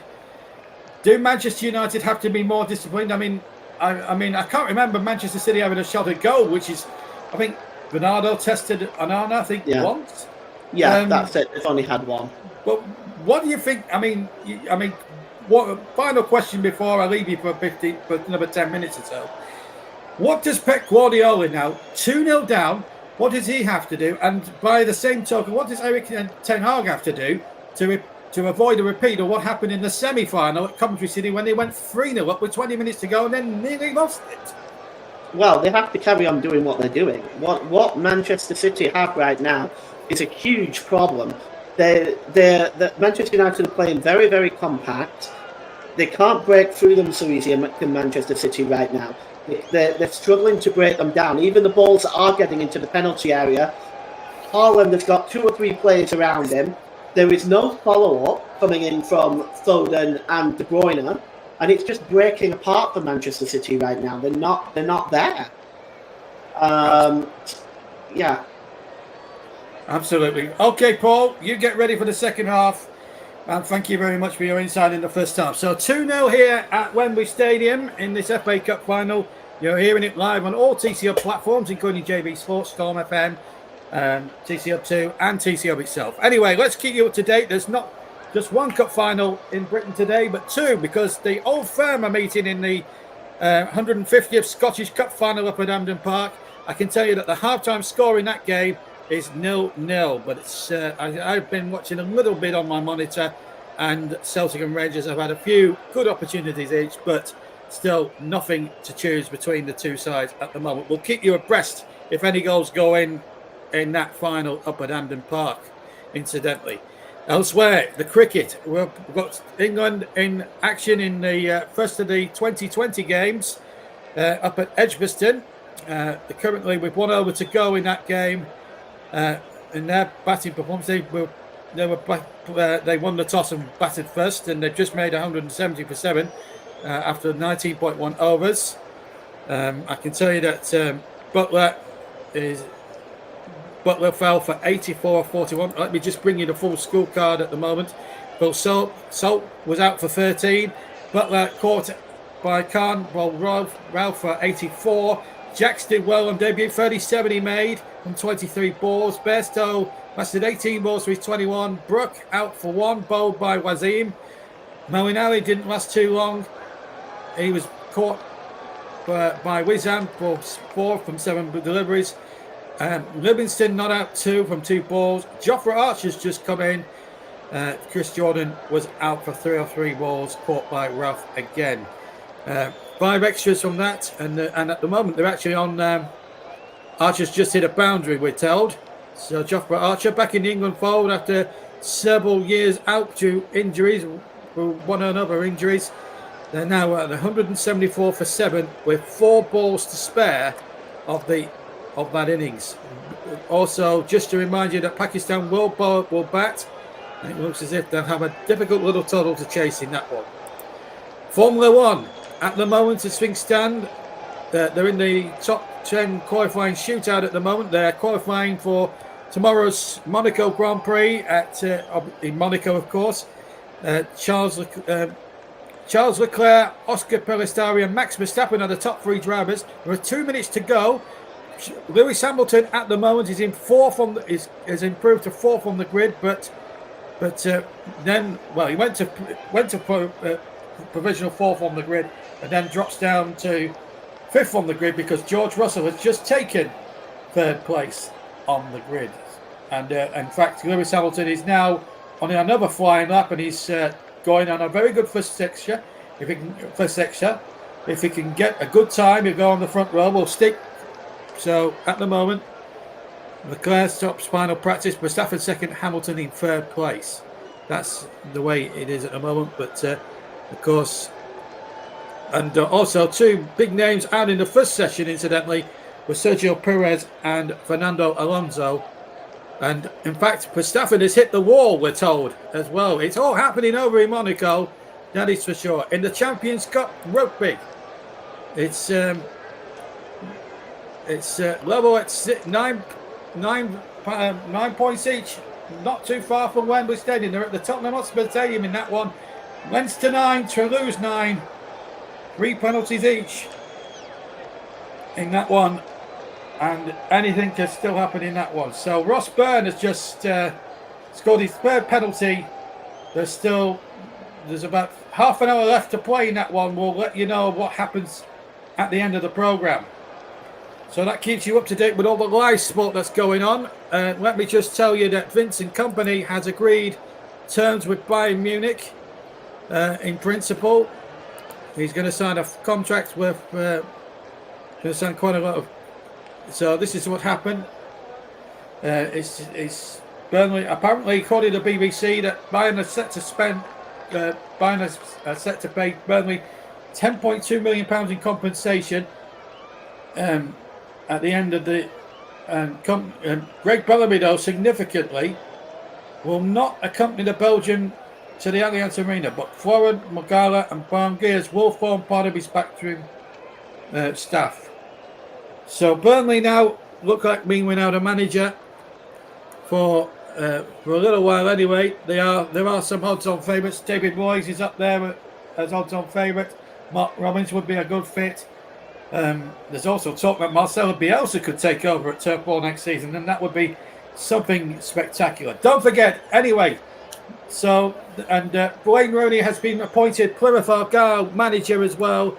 He replaces Neil Durnship, who kept them up. Or in fact, he replaces Ian Foster, who was sacked on the 1st of April, on April Fool's Day. It's his first role since he was sacked by Birmingham City on the 2nd of January. So there is Wayne Rooney. So it's a roll of the dice for the Pilgrims, that's for sure. Is he up to the job? That's the thing. But he's we don't know how long he signed for. I would have thought a 3-year deal anyway. But that's the situation in the world of sport. Just to remind you before we cross over the ball for the start of the second half, that Leeds United and Southampton will meet for the final Premier League place in the Championship Player Final. That's live from 2:50 tomorrow on the TC Hub and all platforms. And now, can Pep Guardiola do a Coventry City and come back from the dead in this FA Cup final? The second half about to get underway. Let's rejoin your match commentator for the second half, Paul James. Thank you, JB. Yes, the game has just got back underway with Manchester United attacking the goal to our right. Not surprisingly, Manchester City have made a double substitution at half-time. Mateo Kovacic has come off, along with Nathan Ake, Manuel Akanji and Jeremy Doku are on for the Citizens at half-time. So Manchester United themselves, they don't make any changes. Not surprising there either. We've had some comments at half-time. Mike thinks Manchester United... Mike thinks Manu should go to the Euro. He deserves a final squad. Yes, sir, it was Argentina and Holland. Hi Trev, how you doing, my friend? I hope you're doing very, very well. Second half back underway now with the ball is back with Stefan Ortega, and he releases the ball there to Kyle Walker. Kyle Walker sets off Kevin De Bruyne. He was looking for Bernardo Silva down the right, but away breaks Diogo Dalot now for Manchester United. Down the left-hand side, Manchester United breaking forward with speed again. This time he's almost dispossessed, but Kobe Mainoo nips in and gives it to Sofian Amrabat as Manchester United maintain possession. And the ball is now with Scott McTominay, but it's won back there, really well won back there by Bernardo Silva. It goes back to Stefan Ortega, and now it's with Phil Foden. Foden releases Gvardiol. He's got Manuel Akanji alongside him, but he decides instead to drop it to Rodri. Rodri inside the centre circle. Oh, he's trying to catch Onana off his line. That was an audacious effort. I don't think that was really going to work, but it goes well over the crossbar, and it's going to be a goal kick to Manchester United as Pep Guardiola ringing the changes at half time. Rodri there, been such a staple for Manchester City this season. They generally just haven't looked the same without him. Here's Onana now. He releases the ball to Amrabat. Amrabat to Martinez. Martinez holds up the ball now. He's got options available. He goes long and he's looking for the chasing Marcus Rashford, but it rolls off Rashford and goes back to the goalkeeper. And Ortega releases it. And there's Gvardiol, gives the ball to Ake. Not Ake, rather. Akanji. Manuel Akanji. As he steps forward now for Manchester City. And as it stands right now, we are still 2-0 to the red half of Manchester. As here's Kyle Walker.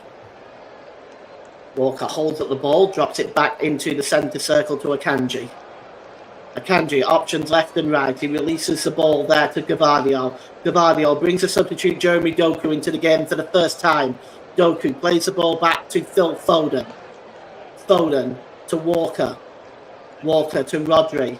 Nice ball out to the right-hand side to Bernardo Silva. Bernardo Silva has got Diogo Dalot in front of him. Dalot.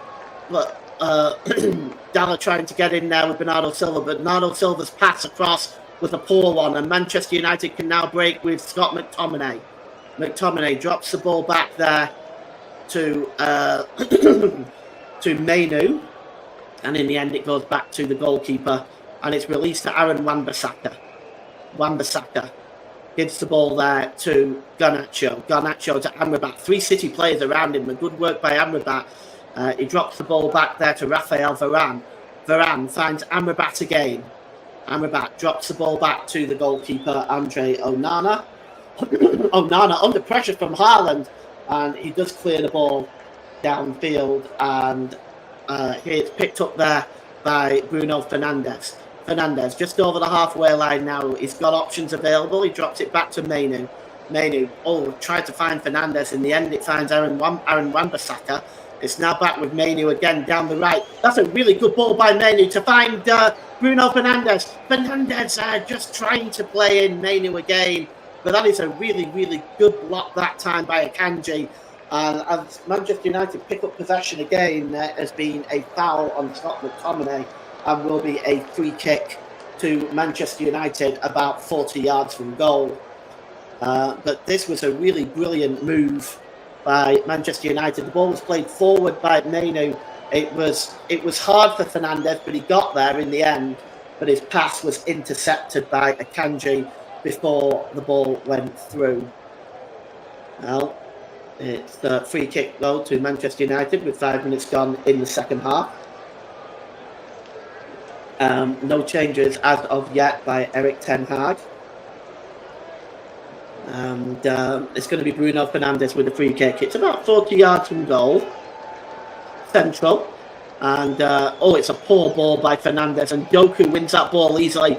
And now the pacey Belgian is coming forward. But that's a good challenge by Aaron Wan-Bissaka. And Manchester United looking to catch City on the break. And Wan-Bissaka's ball to Alejandro Garnacho was poor, and he couldn't get there. It rolls out of play for a throw into City, and it's taken quickly by Rodri looking for Doku. Doku is under pressure there by Amrabat. Jeremy Doku keeps possession though. He drops the ball back just inside his own half to Manuel Akanji. Akanji forward to Foden. Foden released to Rodri. Rodri now looking for options left and right. Finds Jeremy Doku. Doku, and it's back with Gvardiol. Gvardiol across to Akanji. Down the right-hand side to Bernardo Silva. Bernardo Silva's got Dallo in front of him. Swung in by Dallo and headed out that time by Alessandro Martinez, just ahead of Haaland. But it's back with Doku again. Down the left this time. He's got Wan-Bissaka in front of him. And Doku pulls the ball back there to Gvardiol. It's with John Stones. Both Gvardiol and Stones in advanced positions for Manchester City right now. Here's Kevin De Bruyne. De Bruyne gets lucky with that pass, but he loses possession now. Scott McTominay tries to break forward, but that is a good challenge by Josko Gvardiol, and the ball rolls behind for a goal kick. And it is Manchester City 0, Manchester United 2. As this could be a perfect tonic for Manchester United fans and for Erik ten Hag in general, just to validate him as a Manchester United manager. Is picking up a major trophy is something that he'll be very, very happy with if he is forced out of the door at Old Trafford. And here is Bruno Fernandes. Diogo Dalla. Dalla plays the ball forward. And here's Marcus Rashford. Drops it back to McTominay. United coming quickly forward on the break. McTominay finds Garnacho. Garnacho in the penalty area, right-hand side. Garnacho is pulled back. And on down goes McTominay under the challenge from Akanji, but Bruno Fernandes still has it. Tries to play the ball into the middle, but it's blocked. And now Manchester City can come forward. And here's Jeremy Doku down the left-hand side. Good challenge again by Wan-Bissaka.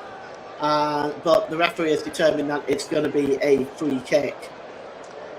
As we look again at this, I think he goes down a bit easy, but does McTominay. It's very 50-50 that one, though. I've actually seen him given for things like that. But no penalty awarded for Manchester United. Here's Kyle Walker. And it's Rodri. Plays the ball forward. Does a quick 1-2 with Haaland. And Rodri plays the ball long down to the left-hand side. And here's Jeremy Doku. Doku attacking Wan-Bissaka. He plays the ball across with Doku back to Foden. Foden trying to feed the ball through there to Kevin De Bruyne. It was blocked, but it's picked up by Bernardo Silva. And here's Doku again, played across. And well, that's unfortunate for Phil Foden. He wasn't able to get on the end of that properly. His first touch wasn't the best, and in the end it rolled through to Andre Onana. But already as the second half gets underway, Jeremy Doku is providing an extra creative touch for Manchester City, as Manchester United will have to watch him. And Onana kicks the ball downfield.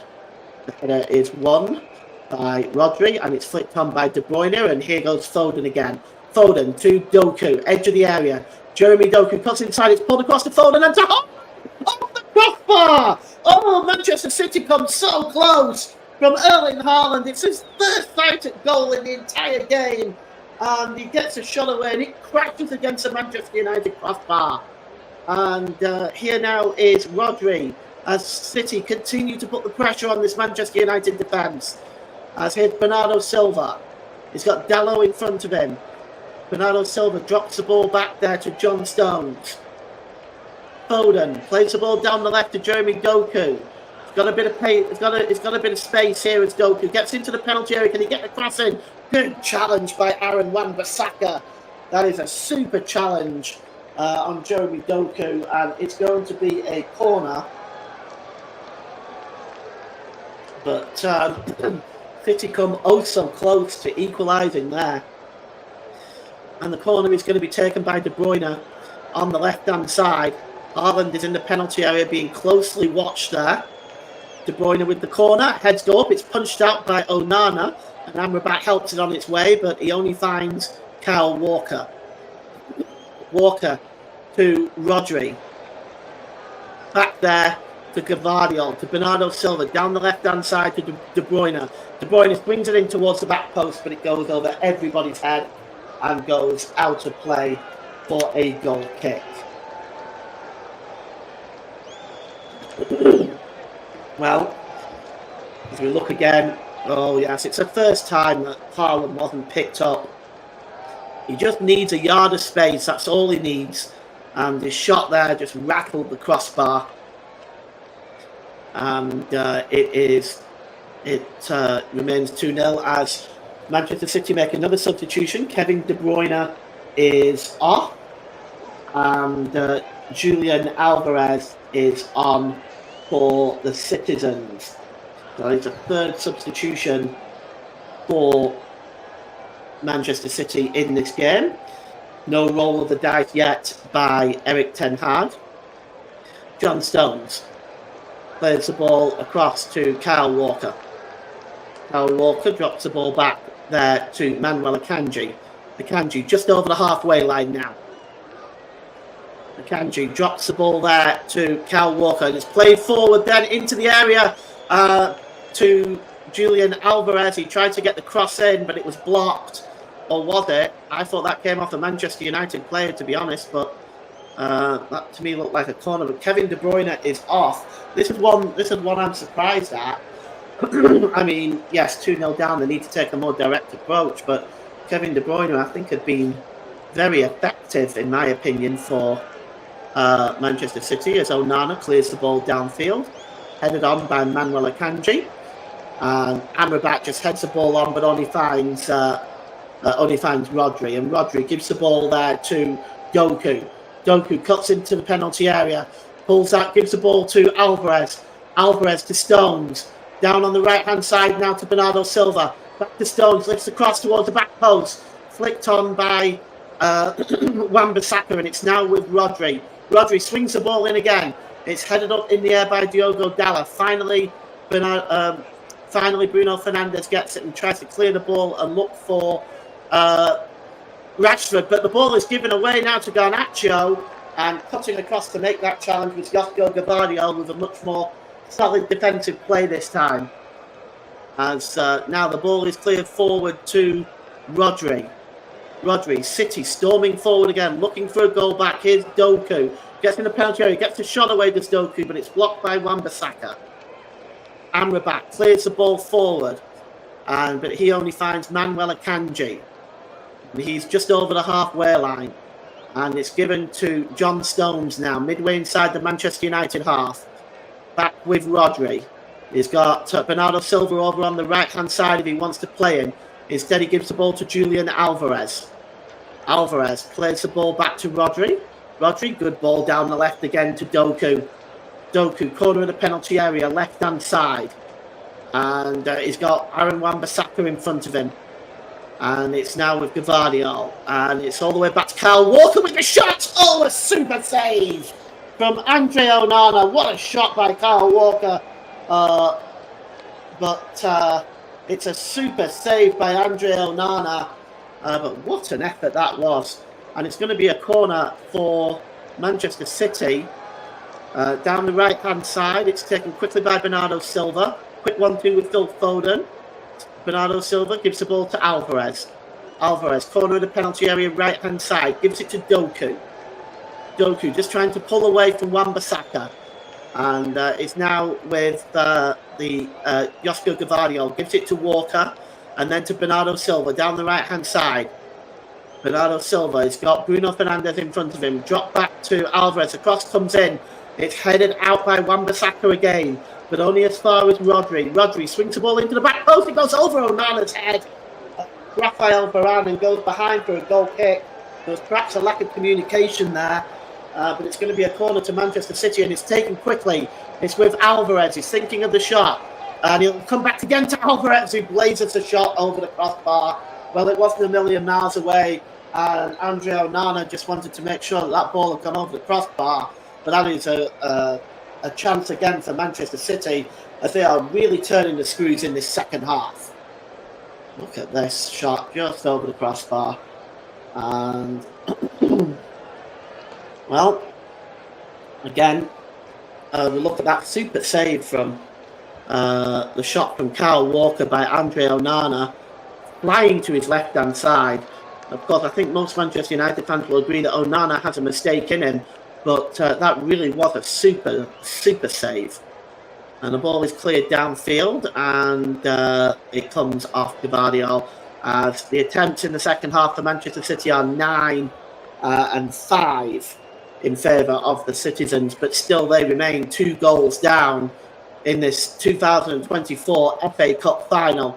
The ball is played forward to Bruno Fernandes, and it rolls off Fernandes, and it's going to be a throw-in for Manchester City.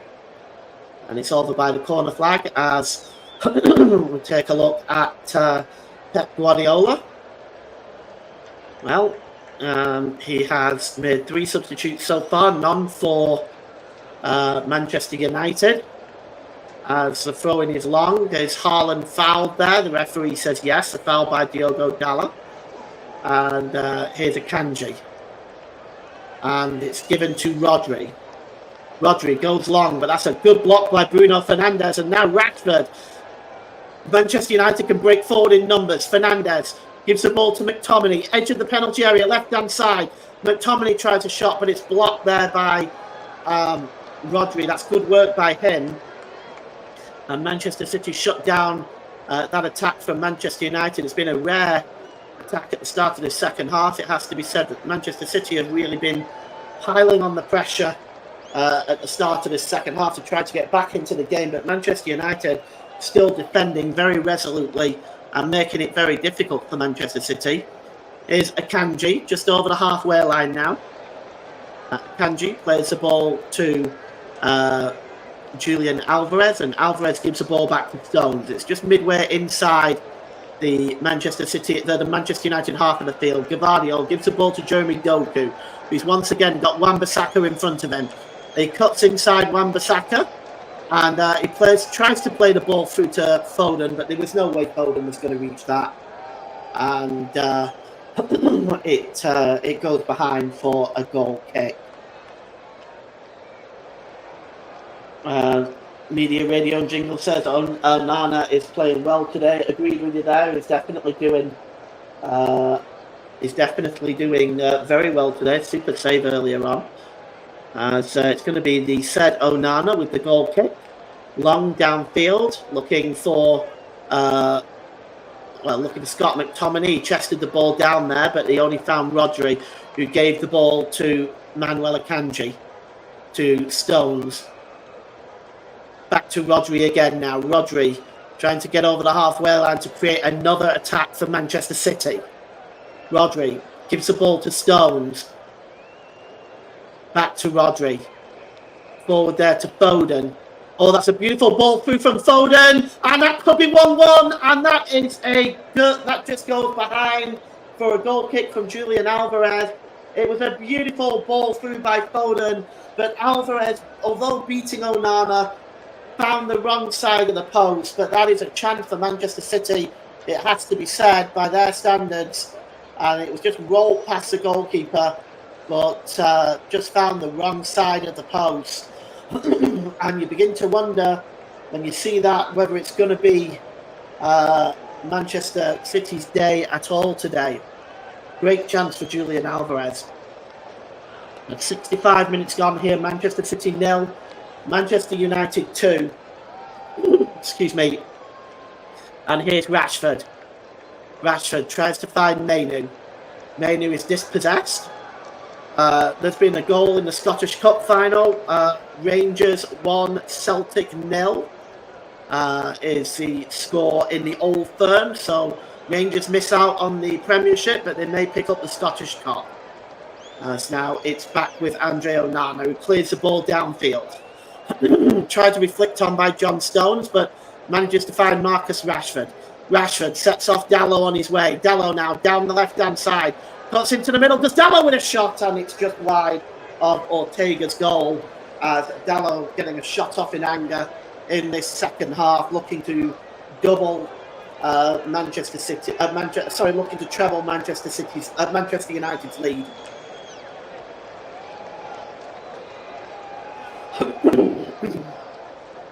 And we're just being informed by JB that goal for Rangers has in fact been disallowed by VAR. So VAR has interfered in the Scottish Cup final, and that goal has in fact been disallowed. Here's Julian Alvarez now for City. And it's with Phil Foden. And the ball is with Walker now. Walker plays the ball across there to Jeremy Doku. Doku plays the ball across there to Gavardio. Gavardio to John Stones, and John Stones' shot is over the crossbar, and it's going to be a goal kick. We're going to see a substitute for Manchester United now. I just wonder whether Rasmus Højlund, I should say, looks like he could be coming on. So there's action on the Manchester United bench.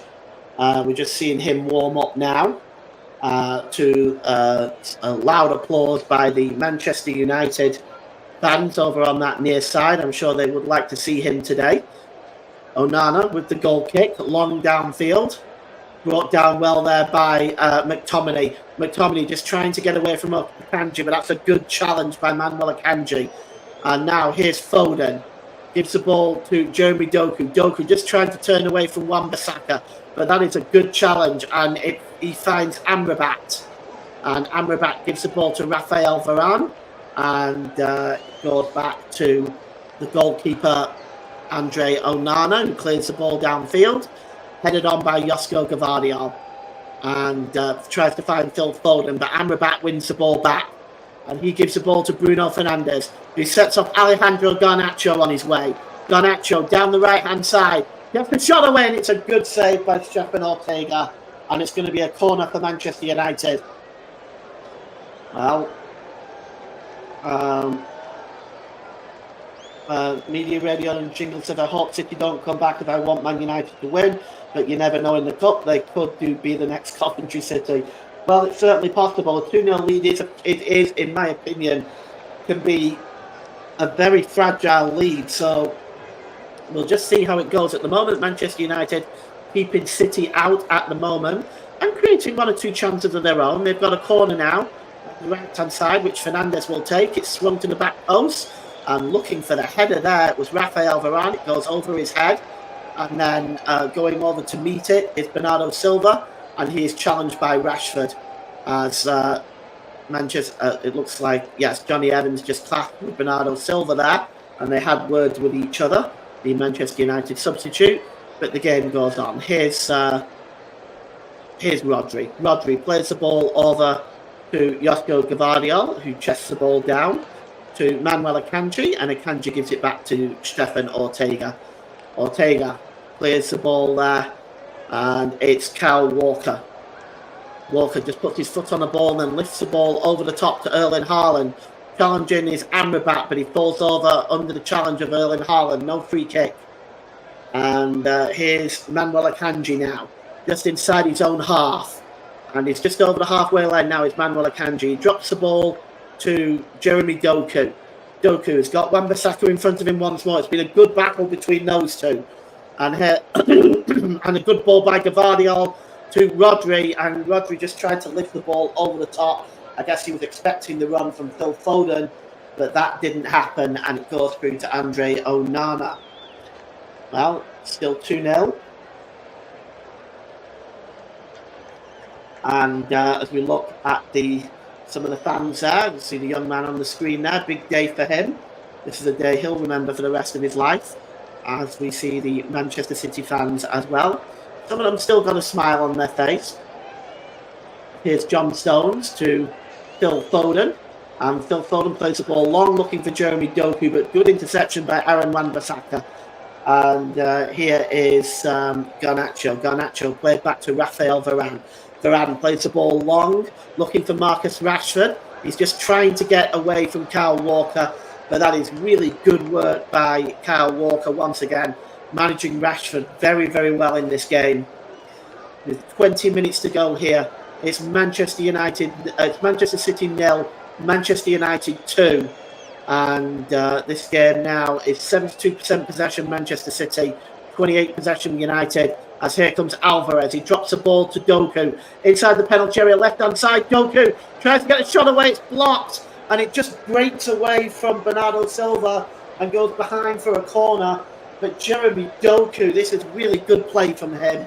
Gets into the penalty area, gets a shot away, but we've got our first casualty of cramp on the Wembley surface, which is Lisandro Martinez.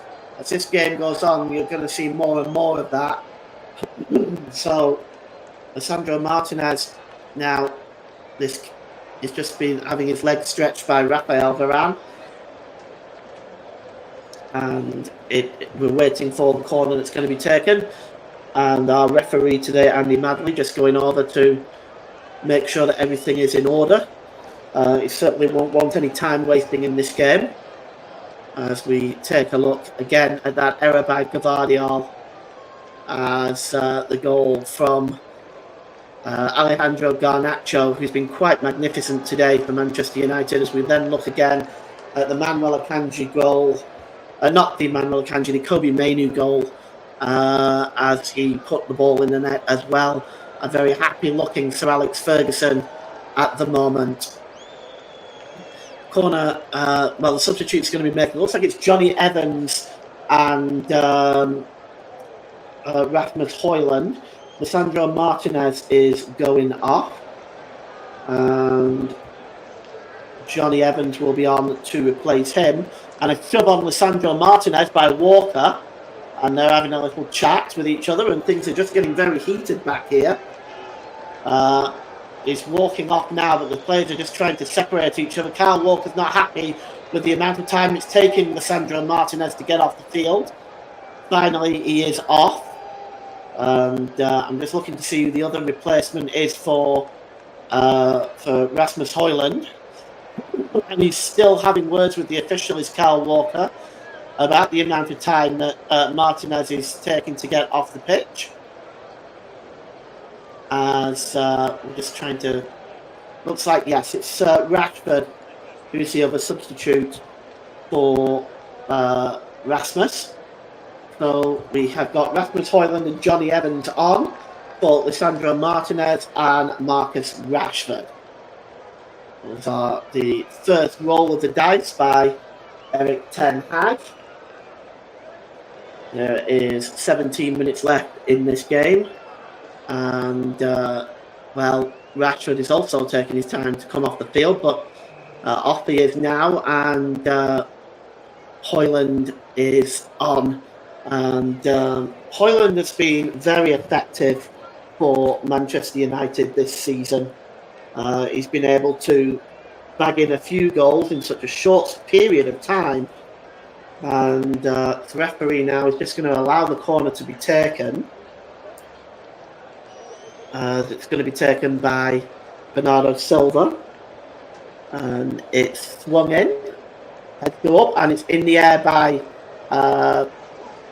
Dalot, and goes behind for another corner. And Højlund actually has 10 goals this season, so he's an extra threat up front for Manchester United. The corner is now going to be taken down the right-hand side, and it's going to be Julian Alvarez who swings it in. The heads go up. It may just have come off Rafael Varane first, but Haaland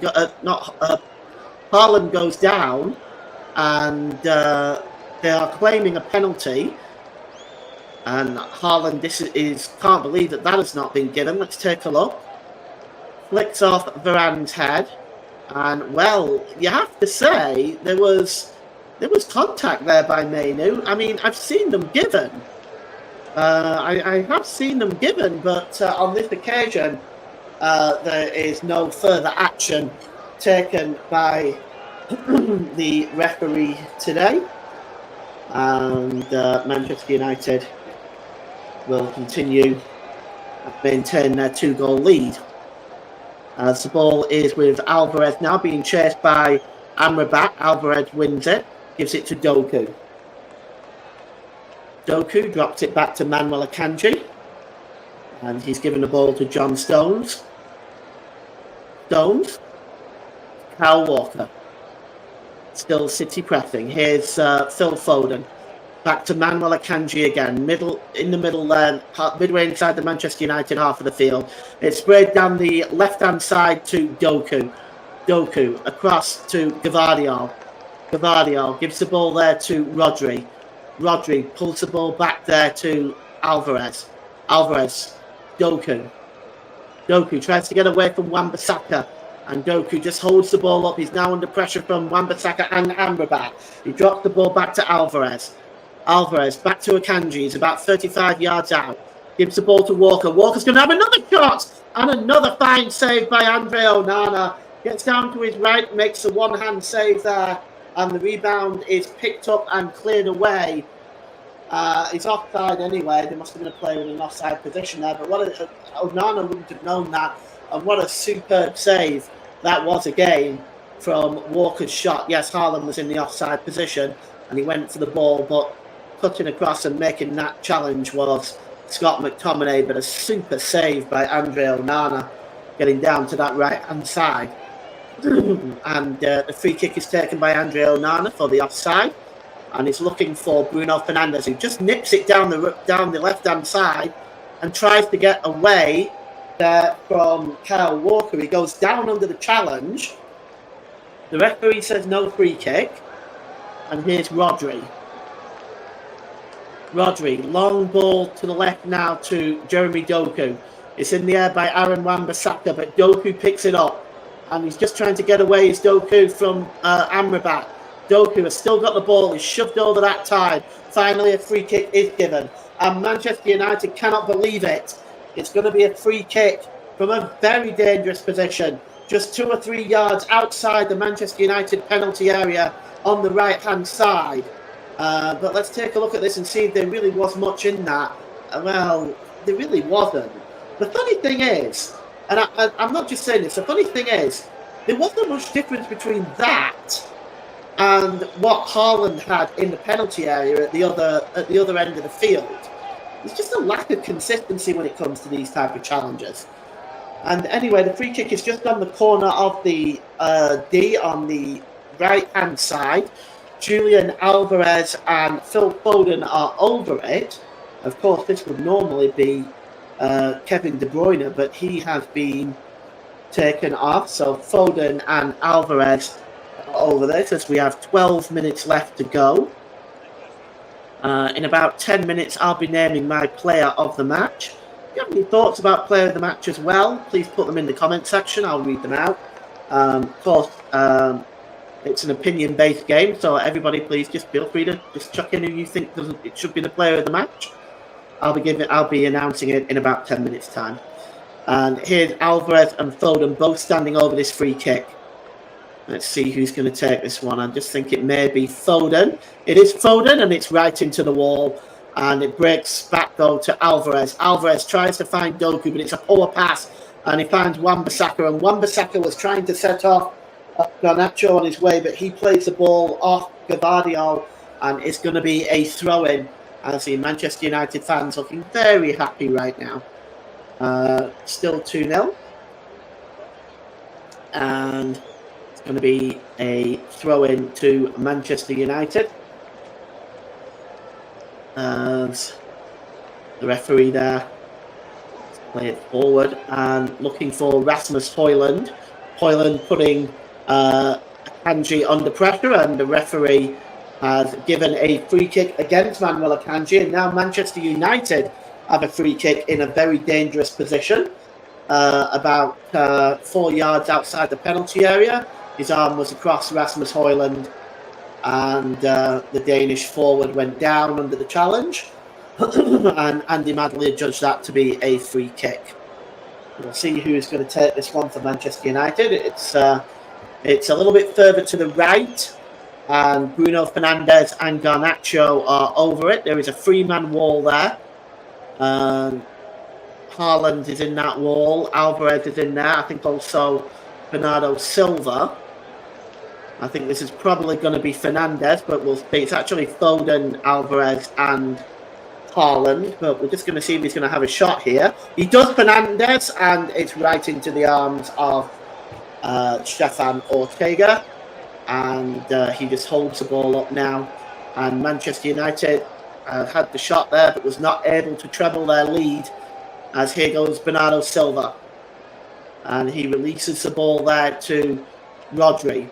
Rodri's got time and space in front of him. A quick 1-2 with Julian Alvarez. Rodri again plays the ball to Alvarez. He tries to lay it off to Bernardo Silva down that right-hand side. Bernardo Silva, corner of the penalty area here. Laid off to Rodri. Gets into the penalty area. Rodri, and it's just bad control by Phil Foden. You know it's not going to be your day when that happens. It just bounces behind him, and Amrabat clears the ball, but only as far as Doku. This time down the right-hand side. He crosses the ball in, and it's out of play and behind by Johnny Evans, and it's going to be a corner to Manchester City. Manchester City 0, Manchester United 2, the 2024 FA Cup final. And it's looking like it's going to the Reds. The corner comes in from Foden to the back post. Onana gets a hand to it and just pushes the ball away. And he managed, Julian Alvarez picks up the ball. It's swung back into the penalty area. He punches it again, Onana. He might have been easier to have caught that one. It's now back with Mainu. Mainu plays the ball forward. And away now is Garnacho. Garnacho gets challenged by Kyle Walker. Good challenge there by the England fullback on Garnacho. It's going to be a throw into Manchester United as time is ticking down in this one. We will have the presentation for you at the end of the game. I'll go back to JB and we'll have a discussion with JB. We'll take a short break and we'll be back for the presentation of the trophy. The famous FA Cup, and those Manchester United fans now starting to feel it. Revenge for the Manchester Derby defeat last season. This will feel very, very sweet in the mouths of Manchester United fans, and also in the mouth of Eric Ten Hag. So it's a free kick to Manchester United, and Bruno Fernandes is going to take this free kick. It's just a few yards in from the touchline on the right-hand side. And it's going to be taken by Bruno Fernandes. Fernandes just holds the ball up and it's swung long towards the left-hand side of the penalty area. Getting in the header there was Rafael Varane, and just trying to get in front there was Johnny Evans. He got a touch on it, but only forces it wide, and it's going to be a goal kick. As we take a look at Alex Ferguson's famous look at the watch, he hasn't changed, has he? The famous look at the watch to see how much time is left, and something he did throughout his career continuously. And well, there was some controversy surrounding stoppage time and Alex Ferguson, but it's all fun and games, isn't it? Andre Onana has the ball now.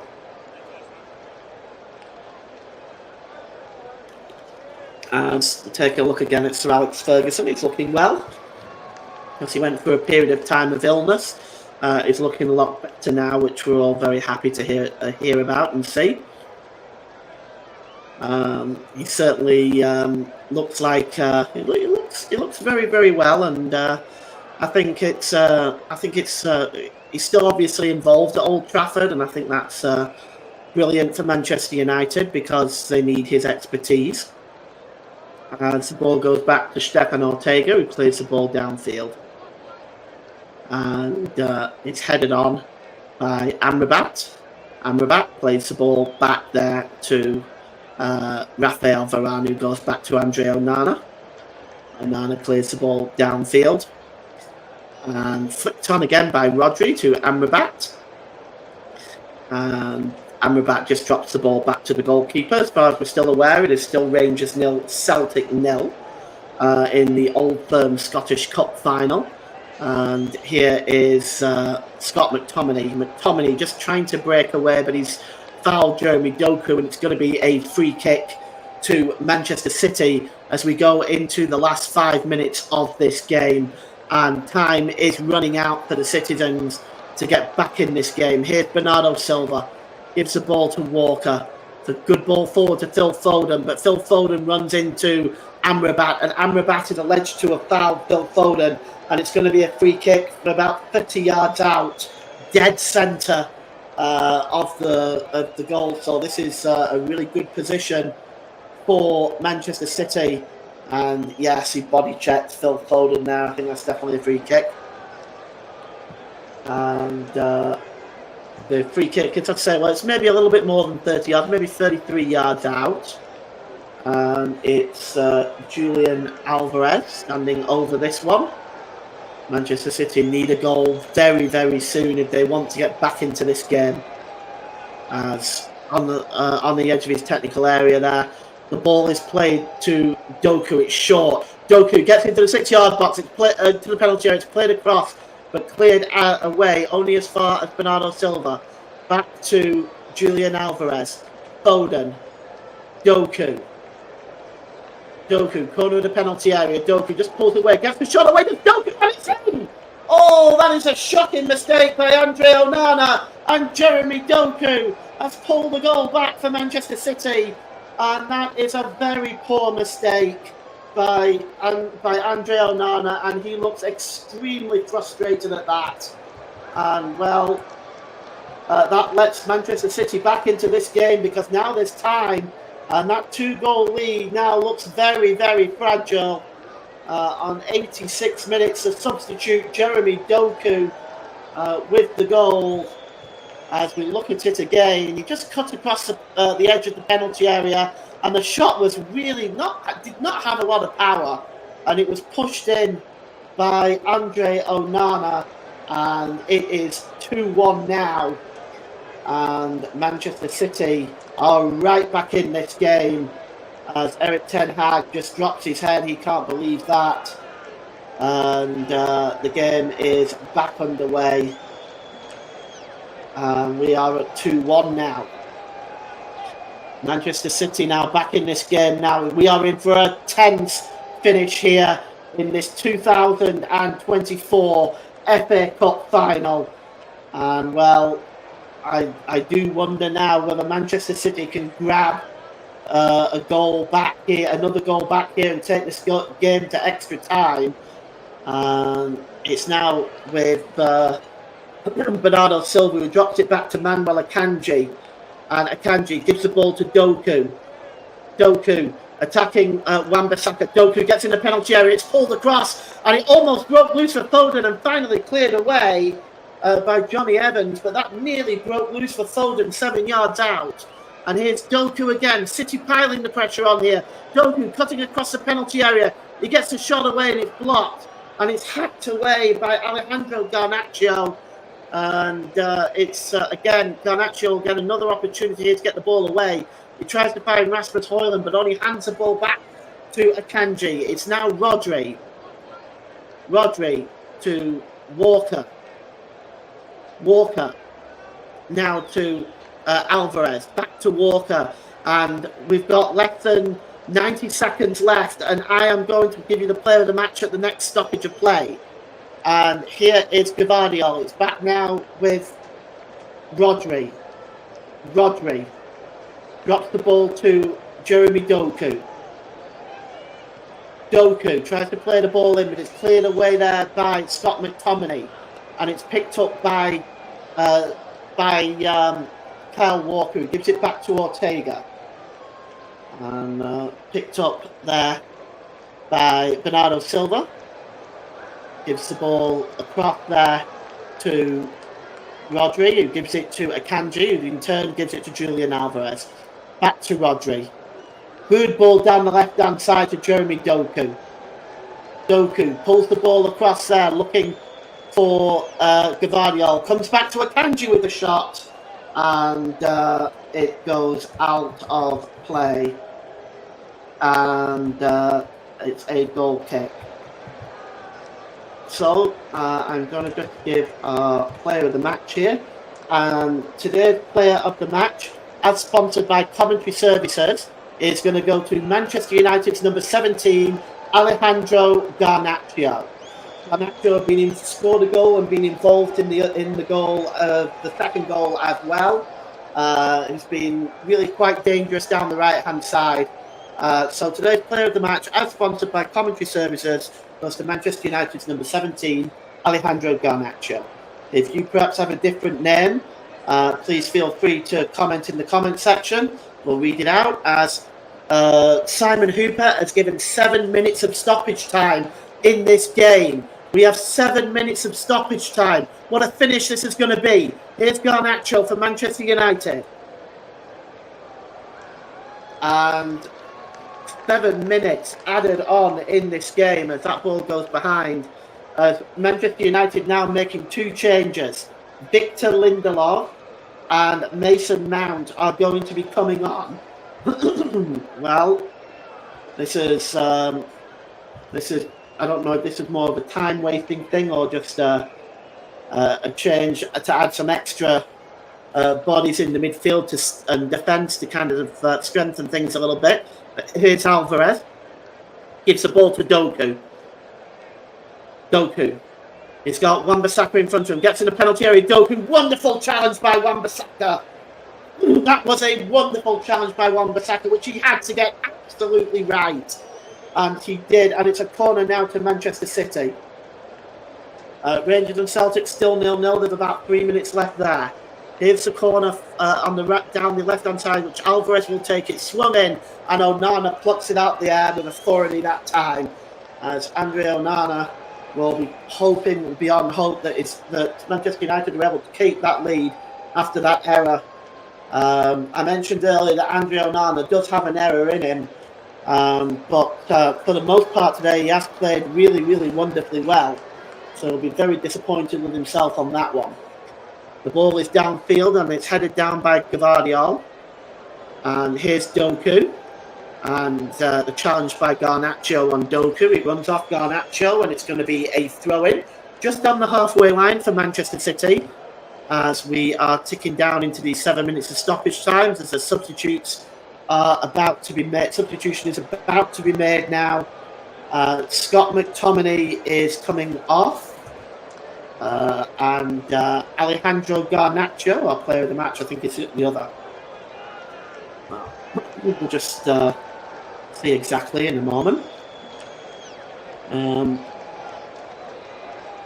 So, yes, Garnacho just making his way off the field. McTominay has picked up a knock, so he's had to come off as a consequence. And it means Mason Mount and Victor Lindelof are on for McTominay and Garnacho. Okay, and here's Gvardiol now. Gvardiol down to Doku. Doku cutting across from Wan-Bissaka, gives the ball to Alvarez. He plays it to the edge of the area, but nobody is there except Kobe Mainoo. And away now is Rasmus Højlund. He drops the ball back there. And to Amrabat, and Amrabat drops the ball back to Wan-Bissaka, and Wan-Bissaka goes all the way back to Victor Lindelof, and then to Andre Onana. Onana clears the ball downfield, and the head is on by Kyle Walker, and Phil Foden trying to nip in there, but that's a really good challenge by Wan-Bissaka. And here is Fernandez. Fernandez trying to catch Ortega off his line. But it goes behind for a goal kick. And we've had 4 minutes of stoppage time. And it is still Manchester United 2-1 up in this Manchester derby in the FA Cup final of 2024. And we really have been treated to a wonderful final. And here is Gvardiol. Gvardiol gives the ball to Akanji. Akanji across to Kyle Walker. Kyle Walker back to Akanji as City now piling pressure on, looking for that equalising goal. And the ball is played down this left-hand side to Jeremy Doku. 8 minutes of stoppage time being played in the Old Firm clash for the Scottish Cup. Gvardiol drops it back to Akanji. It's now with Kyle Walker. Walker to Bernardo Silva down the right-hand side. Bernardo Silva gets back to the edge of the penalty area, the corner of the penalty area, and swings across in, but it's blocked and breaks loose to Manuel Akanji. Here's Gvardiol. Time running out for Manchester City. Only 2 more minutes for Manchester United to hold on. And here's Bernardo Silva now, making his dash down the right-hand side, tries to get the cross in. It's blocked by Diogo Dalla and goes behind for a corner. And there has been a goal in injury time in the Scottish Cup final. It's Rangers 0, Celtic 1. Rangers 0, Celtic 1 in the Scottish Cup final. In injury time, it looks like they are going to take the player of the match. It looks like they're going to take the Scottish trophy as well, away from their old third rivals. As Celtic have taken the lead in the Scottish Cup final. Manchester United fans now starting the celebrations. Are they premature? Will City get back into it, or can Manchester United hold on and win the FA Cup for the first time since 2016? And here is Gavardio. Gavardio gives the ball to Kyle Walker. Kyle Walker inside the centre circle to Gavardio. Gives it to Rodri. Rodri's got Amrabat in front of him. Rodri drops it to Doku, who's been a threat since he's come on. Doku cross to the back post. Just kept in play by Foden. It comes right back there to Walker, who's blocked with his shot, and it's cleared away. And Ida is a Celtic goal scorer. And now here's Rasmus Højlund. Højlund just trying to get away from Julian Alvarez. Amrabat tries to play the ball forward, but it's won back, and it's going to be a free kick. A yellow card has just been flashed in the way of Julian Alvarez, I think. There hasn't been too many bookings in this game. We're just going to take a look. Yes, it was for the challenge on Rasmus Højlund. So Julian Alvarez into the referee's notebook, as we have now completed the 7 minutes of stoppage time in this game, and we are just about done here. And the ball is in the Manchester City half of the field for this free kick, and it's going to be Bruno Fernandes who launches the ball into the corner. It goes out of play for a throw-in, and that's it! It's full time, and Manchester United are the 2024 FA Cup winners, reversing the score from last season to 2-1 in their favour. Goals from Alejandro Garnacho and Kobe Mainoo. A late reply there from Jeremy Doku was not enough. It was too little too late. And Manchester United celebrate an FA Cup victory, and a moment of joy for these fans. That has been a very difficult season, and a moment of joy for Erik ten Hag, who can celebrate now regardless of what his job is next season. It is full time here at Wembley Stadium. It is Manchester City 1, Manchester United 2, and Manchester is red this evening. And back to you, JB. Brilliant scenes of joy for the red half of Manchester. The fans this season have had to suffer so much. All the joy going to the blue end of Manchester. They were heartbroken. There were tears last year of sadness for Manchester United. This year, tears of joy. And they deserved it. They had to hang on there when Doku pulled one back with 3 minutes to go. But Manchester United showed the famous fighting spirit that they showed in Ferguson's era. And Pep Guardiola beaten for the first time as a manager at Wembley. You cannot write the script for this. They're still playing in the Scottish Cup final, incidentally. There are 2 minutes to play in that one. And his goal into the first minute of stoppage time looks like winning Celtic the cup against Rangers. But look at the scenes. It's all red tonight. They've seen the title go the other side of Manchester. Last year they had to sit and watch Manchester United as the European Cup was won by Manchester City.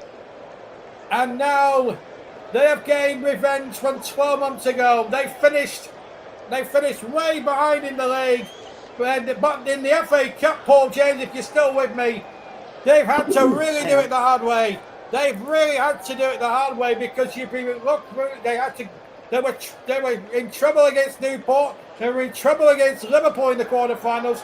They were certainly in trouble in the semi-finals against Coventry, and could so easily have lost that on a VAR if the VAR decision had gone the other way. But today, when they had to show fight and when they had to show commitment, they showed it in abundance and some. Absolutely, they were fantastic today. Defended so well in the first half, and defended well in the second half, countering Manchester City on the break, creating chances and scoring goals that could have been 3-1 had the run by Garnacho been delayed a second or two. But Manchester United today can be very proud of their performance, and just for once this season, Manchester United fans can unite behind this club and celebrate a huge victory, winning the FA Cup over Manchester City, their rivals, turning back the disappointment of last season. What a moment this is for Eric Ten Hag as well. What a moment. He can walk out of Manchester with his head held high if it comes to that. But what a wonderful, wonderful job by Manchester United today. And the last time, and it's the first time in 8 years since they've won the famous old cup. Of course, they've won a couple of League Cups and the Europa League, of course, under Jose Mourinho, and of course they won the League Cup last season under Ten Hag. That's his second trophy. Could well be his last trophy, but you look. I mean, let's look at it hypothetically, Paul. 1990, Sir Alex Ferguson's job was on the line. Mark Robins saved him skin in the third round, and then obviously they had to beat Crystal Palace after a replay. Lee Martin, in a lot of respects, saved his job, and they went on to dominate English football a few years later. Do you see parallels with that, or as Pep Guardiola argues still with the referee? I don't know why he's arguing, because Manchester City have been well and truly beaten today, despite a rally in the second half. Guardiola can complain all he wants, but he's got no cause to. United were worthy winners. But let's go back to the question. Do you think, do United fans now give Ten Hag a little bit of grace now? Going to give him next season to try and get things right and get them a bit further up the Premier League, maybe top four? Maybe they're not ready to win the Premier League just yet, but it took Ferguson after that cup win 3 years to win the top flight. Do you see parallels with that, or do you think Sir Jim Ratcliffe and the Glazers have seen enough and will still fire him regardless? Well, it's difficult to say. I mean, I think I don't see parallels right now with this Manchester United team. They've played very well today. They've done a very, very good job. But there's a toxicity at Old Trafford, and there has been for a long time. I think whoever is the manager next season, and I think Eric Ten Hag should be given the job, but I think they should say to Eric Ten Hag, you bring in the players that you want to bring in, and then they need to have a clear out at Old Trafford and bring in the players that want to wear that red shirt, that are going to give 100% for that red shirt. I think that needs to happen before United can even consider challenging their rivals for the Premier League title. There needs to be a clear out, and I think Eric Ten Hag is a great manager. If they do sack him, you know what? He'll find a job elsewhere. He's not going to have any trouble finding work. And then the cycle will begin again if they continue with these players. But they have done very well today. I've got to give them their credit. They've been amazing today. But if you look at it over the context of the season, there's been a lack of commitment at Old Trafford this season, I think. Absolutely. Just to kick off the conversation for a second, Paul, the whistle's just gone after 100 minutes in the Scottish final, and Celtic win the double. They've won the Scottish Cup by 1-0. Rangers will feel a little hard done by that. Their goal was disallowed by Seamer, had a goal disallowed during the second half. But Celtic have held on, but there will be a little bit of uproar in the blue half of Glasgow tonight. But it's Celtic's Scottish Cup, and it's definitely Manchester United's FA Cup this year as well. But Kevin De Bruyne, that's a nice touch. A loser, but he's posing for selfies with the fans.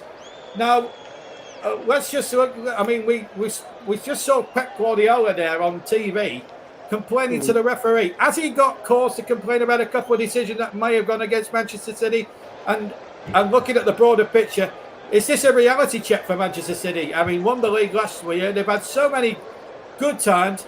Is this a reality check as well in the grand scheme of things for Manchester City? Just to prove that sometimes in football, they don't always get things all their own way. Well, this is true. Yeah, and it is a reality check. As for whether or not, I suspect he's complaining about the challenge on Haaland earlier on, which could have been given as a penalty. And my thought on it was is that he had his. I want to say it was Wan-Bissaka. I can't quite remember, but he had his hand over him and he pulled him down.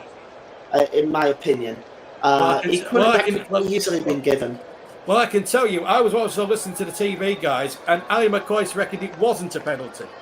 I can't obviously make a call on it as I'm presenter. I'm in your camp a little bit. Sinham Gibbon, category of Sinham Gibbon. It's hard to say, but having said that, though, I don't think in the grand scheme of things he could complain too much with the result. I think Manchester United wanted it more on the day. Yeah, I agree with that. City were playing their usual style of, tic-tac-toe football, patient build-up. They were caught on the break. They were caught cold on the break.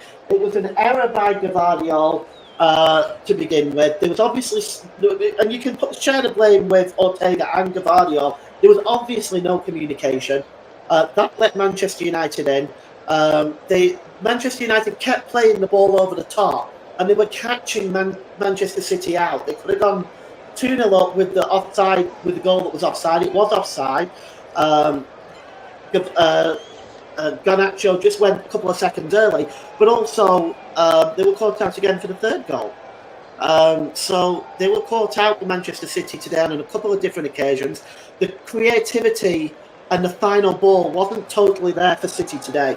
I think Manchester United are worthy victors today, and I think that this is a moment that they can celebrate and enjoy, because goodness me, they've had precious few to enjoy this season. Okay, Paul, thank you very much for your contribution. Of course, you've got the presentation to do. Whilst we're waiting for the presentation to happen here at Wembley, let me just bring you up to date with the Champions Cup rugby, because it's all been happening across the way at Tottenham Hotspur Stadium. It's Leinster 15, Toulouse 25. They're into extra time there. And Richie Arnold has been sent off in that final for Toulouse. It's been absolutely superb final. Plenty of penalties. Toulouse obviously 10 points ahead in that extra time period. Of course, it's 10 minutes either way in rugby union, so still time for Leinster to get it back. But it's all happening in that Champions Cup final. In the Monaco Grand Prix, Charles Leclerc has taken pole position for tomorrow's Grand Prix from McLaren's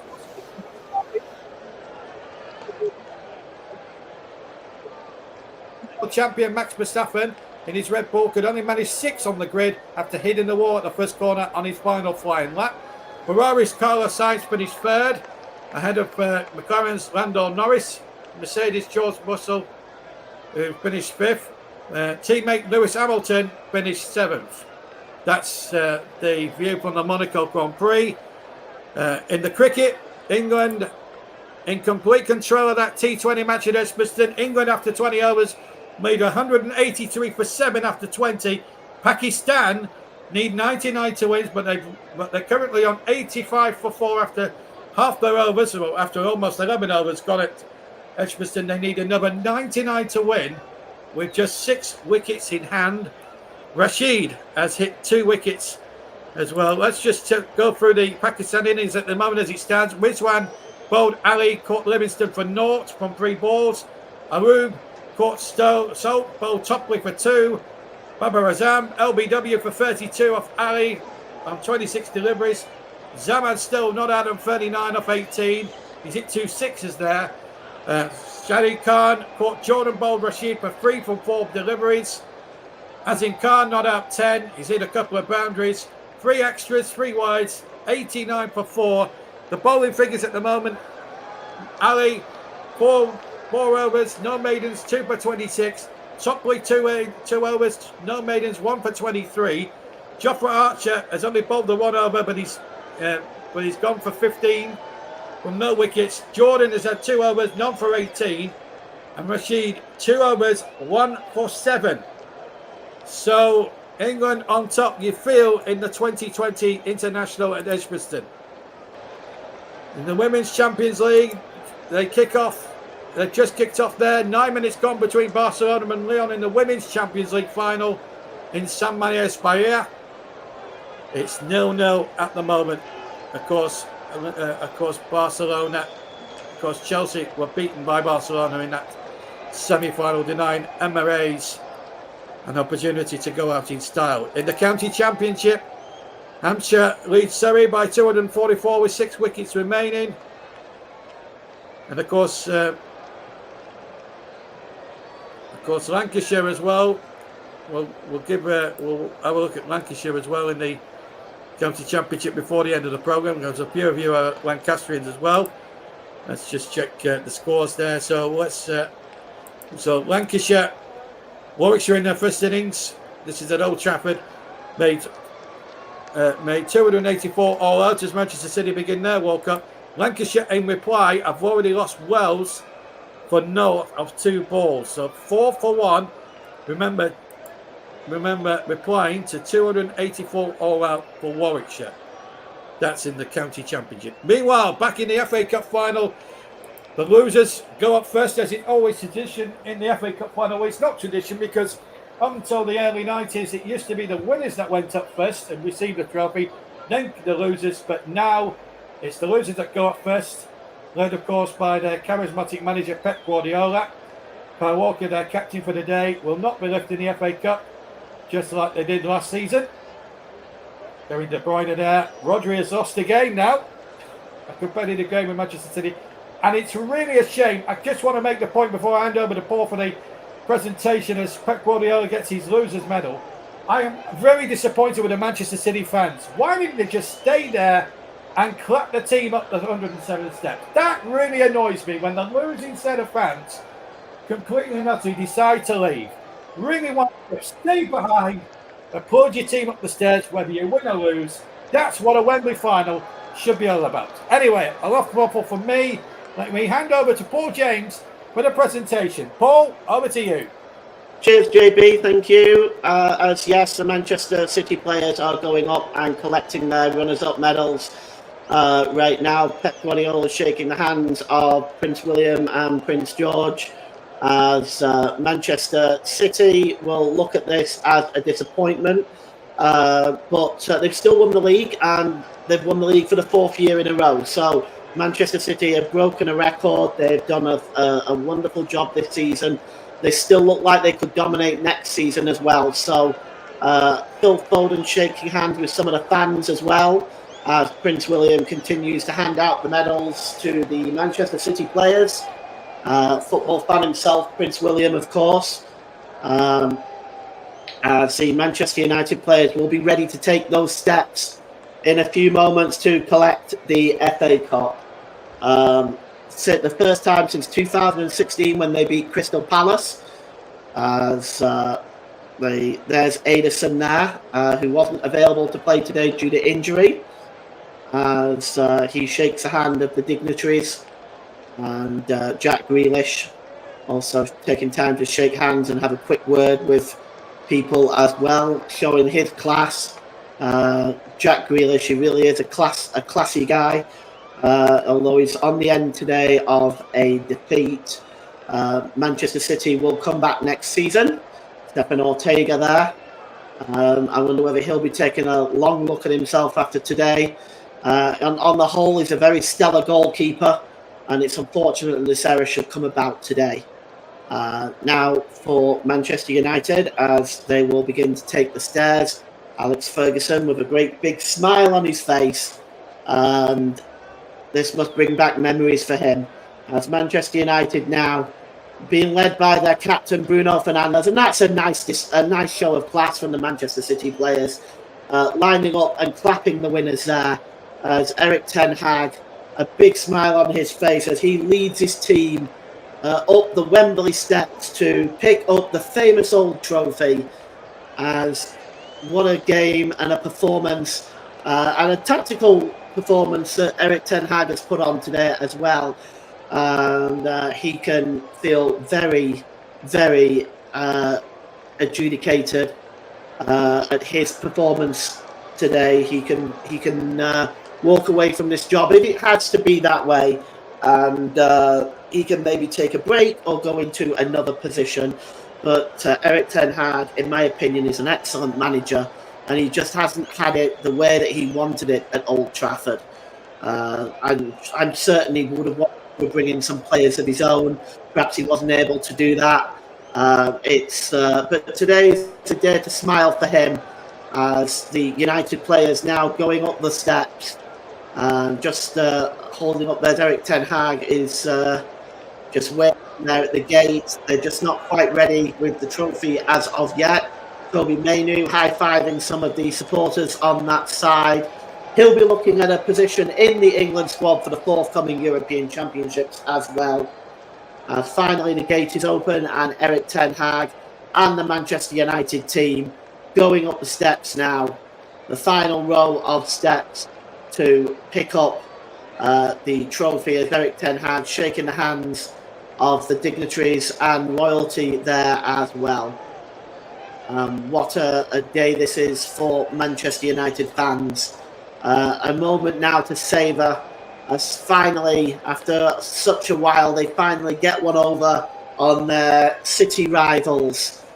As there's Amad Diallo, not able to make an appearance today, but he's a very talented young footballer. There's Erik ten Hag shaking hands, and Rafael Varane collecting their winners' medals, as medals being handed over by Prince William. And you see in the background there Christian Eriksen as well, as he's handed his medal. And Victor Lindelof, who when he came on in the second half looked very, very good, steady defensively, and helped see out this lead for Manchester United. As now Bruno Fernandes, the captain, he's the one that will lift that famous old trophy. As Manchester United on the gantry there's the substitute goalkeeper, Altay Bayindir. He hasn't had much this season to go with. He's been in a few FA Cup ties and some League Cup ties, but he really hasn't had the opportunity much this season. But he's a fine goalkeeper. There's Casemiro, did not make the squad at all today, as Bruno Fernandes shaking the hands of the dignitaries. As the photograph there, Garnacho, there's Kobe Mainu, kissing their medals there. Very, very pleased. It's a wonderful day for these Manchester United players. As Rasmus Højlund having a quick word with Prince William, as we are waiting for that famous trophy to be presented to the skipper of Manchester United, Bruno Fernandes. As it... you see there Scott McTominay, who again was really good today. Now Prince William hands the trophy to Bruno Fernandes. The city of Manchester is red this evening as Manchester United lift the FA Cup of 2024.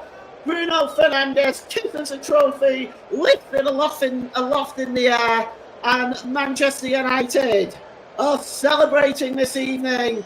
And they'll be celebrating long into the night as a trophy is lifted again by Bruno Fernandes. He hands it to Diogo Dalot, who in turn will hand it to Garnacho, as the Manchester United team just celebrating this moment. They can enjoy the Europa League for next season along with Tottenham Hotspur. Chelsea will go into the Conference League, and of course City, Arsenal, Liverpool and Aston Villa will go into the Champions League, as Altay Bayindir lifts the trophy. And Alex Ferguson, well, you can't take the smile off his face, can you? It's a great moment for him. It must bring back some wonderful memories. As Serge Martinez just lifts the trophy, celebrating big time there. He's already been a World Cup winner, and he hands the trophy there to Christian Eriksen, and of course Martinez will join up with the Argentinian squad for the Copa America next month, and maybe looking at more silverware there, as the trophy is handed to Victor Lindelof from Mason Mount. Victor Lindelof lifts up the trophy, and it will be handed finally to Aaron Wan-Bissaka and then to the goalkeeper Andre Onana, as we look at these Manchester United fans, and that young man on his father's shoulders there will remember this day for the rest of his life, as finally the trophy is handed to Erik ten Hag. He kisses that famous old trophy and lifts it up in the air, and he has an end to what has been a very difficult season, a very happy ending for him. And Manchester United now will take the trophy down the steps and will, of course, have the usual and traditional team photo taken with the cup. So Manchester United fans all on their feet, as JB alluded to earlier. A lot of the City fans have left, which is disappointing, not to see their team go up and collect their medals. But Manchester United now just go down the steps and go to have their photo taken. And JB, what a moment this is for these Manchester United players. It is. It was a fantastic moment. And before we go, Paul James, I knew this was going to be a tough assignment for you. You were dead nervous at the start, or you were dead nervous before the start. Can I just say, to replace me as cup final commentator is big shoes to fill. You have filled them 10 times over, mate. You did a magnificent job. Your commentary was excellent. You were pinpointed on everything. A very big well done to you. I feel that the master has been mastered by you. Can I just tell you that? Thank you, JB. I don't wish to big head you before the Euros, but you've been superb. You go and have a lie down. I'm going to wrap the programme up, but you will obviously you need a lie down. You're covering the prior final tomorrow, aren't you? Yeah, that's right. The playoff final, Leeds and Southampton. Looking forward to that one, actually. Yeah, and you can hear that with Paul. Thanks, Paul, for your contributions today. You can Thanks, hear that JB. match. You can hear that match tomorrow. £150 million at stake for the winner. It's winner takes all at Wembley tomorrow in the Championship playoff final. Two great names of English football, Premier League regulars for so many years. It will be Leeds United or Southampton. You'll be able to find out tomorrow afternoon from 2:50 with Paul. And then, of course, we'll have the European Cup final. And, of course, we'll also bring you the Euro. Well, I won't be bringing you the Euros, but I'm sure Paul, Russ, Mike, Nicholas, and a lot of other people. Jack Hessen's going to be on the team for the European Championships. Remember, we have comprehensive commentaries on most of the matches from the 14th of June. And we start with the big one, the opener. Germany against Scotland. It should be an absolute thriller. Hopefully Scott McTominay will be fit enough to join the Scotland squad. He did limp off during today's cup final. Let's hope he's fit enough to start that match on June the 14th. So lots of good commentaries for you to look forward to this summer. That's it from me until August. I'm gonna now sit up, put my feet up for the summer and watch England hopefully win the Euros like the rest of you, and leave everybody and wish Paul, Russ, Mike, Nicholas and everybody at the TCM to have a really good tournament. And I will be listening from afar. But today, 12 months ago, it was blue. It was blue heaven for Manchester City. 12 months on, it's red heaven for Manchester United. They have made up for their poor performance in the league by winning the FA Cup. And who knows, it might, just might, save Erik ten Hag's job. That remains to be seen. But for now, it's nothing but pure, unadulterated celebrations for Manchester United, who have beaten Manchester City at Wembley to win the FA Cup final. Just to remind everybody that Celtic have won the Scottish Cup in Scotland. Pakistan are 100 for 6, and Leinster now trail 14-man to lose by 3 points in the rugby. But here at Wembley Stadium, it's Manchester United's day. They are the pride of Manchester. From us all here, goodbye.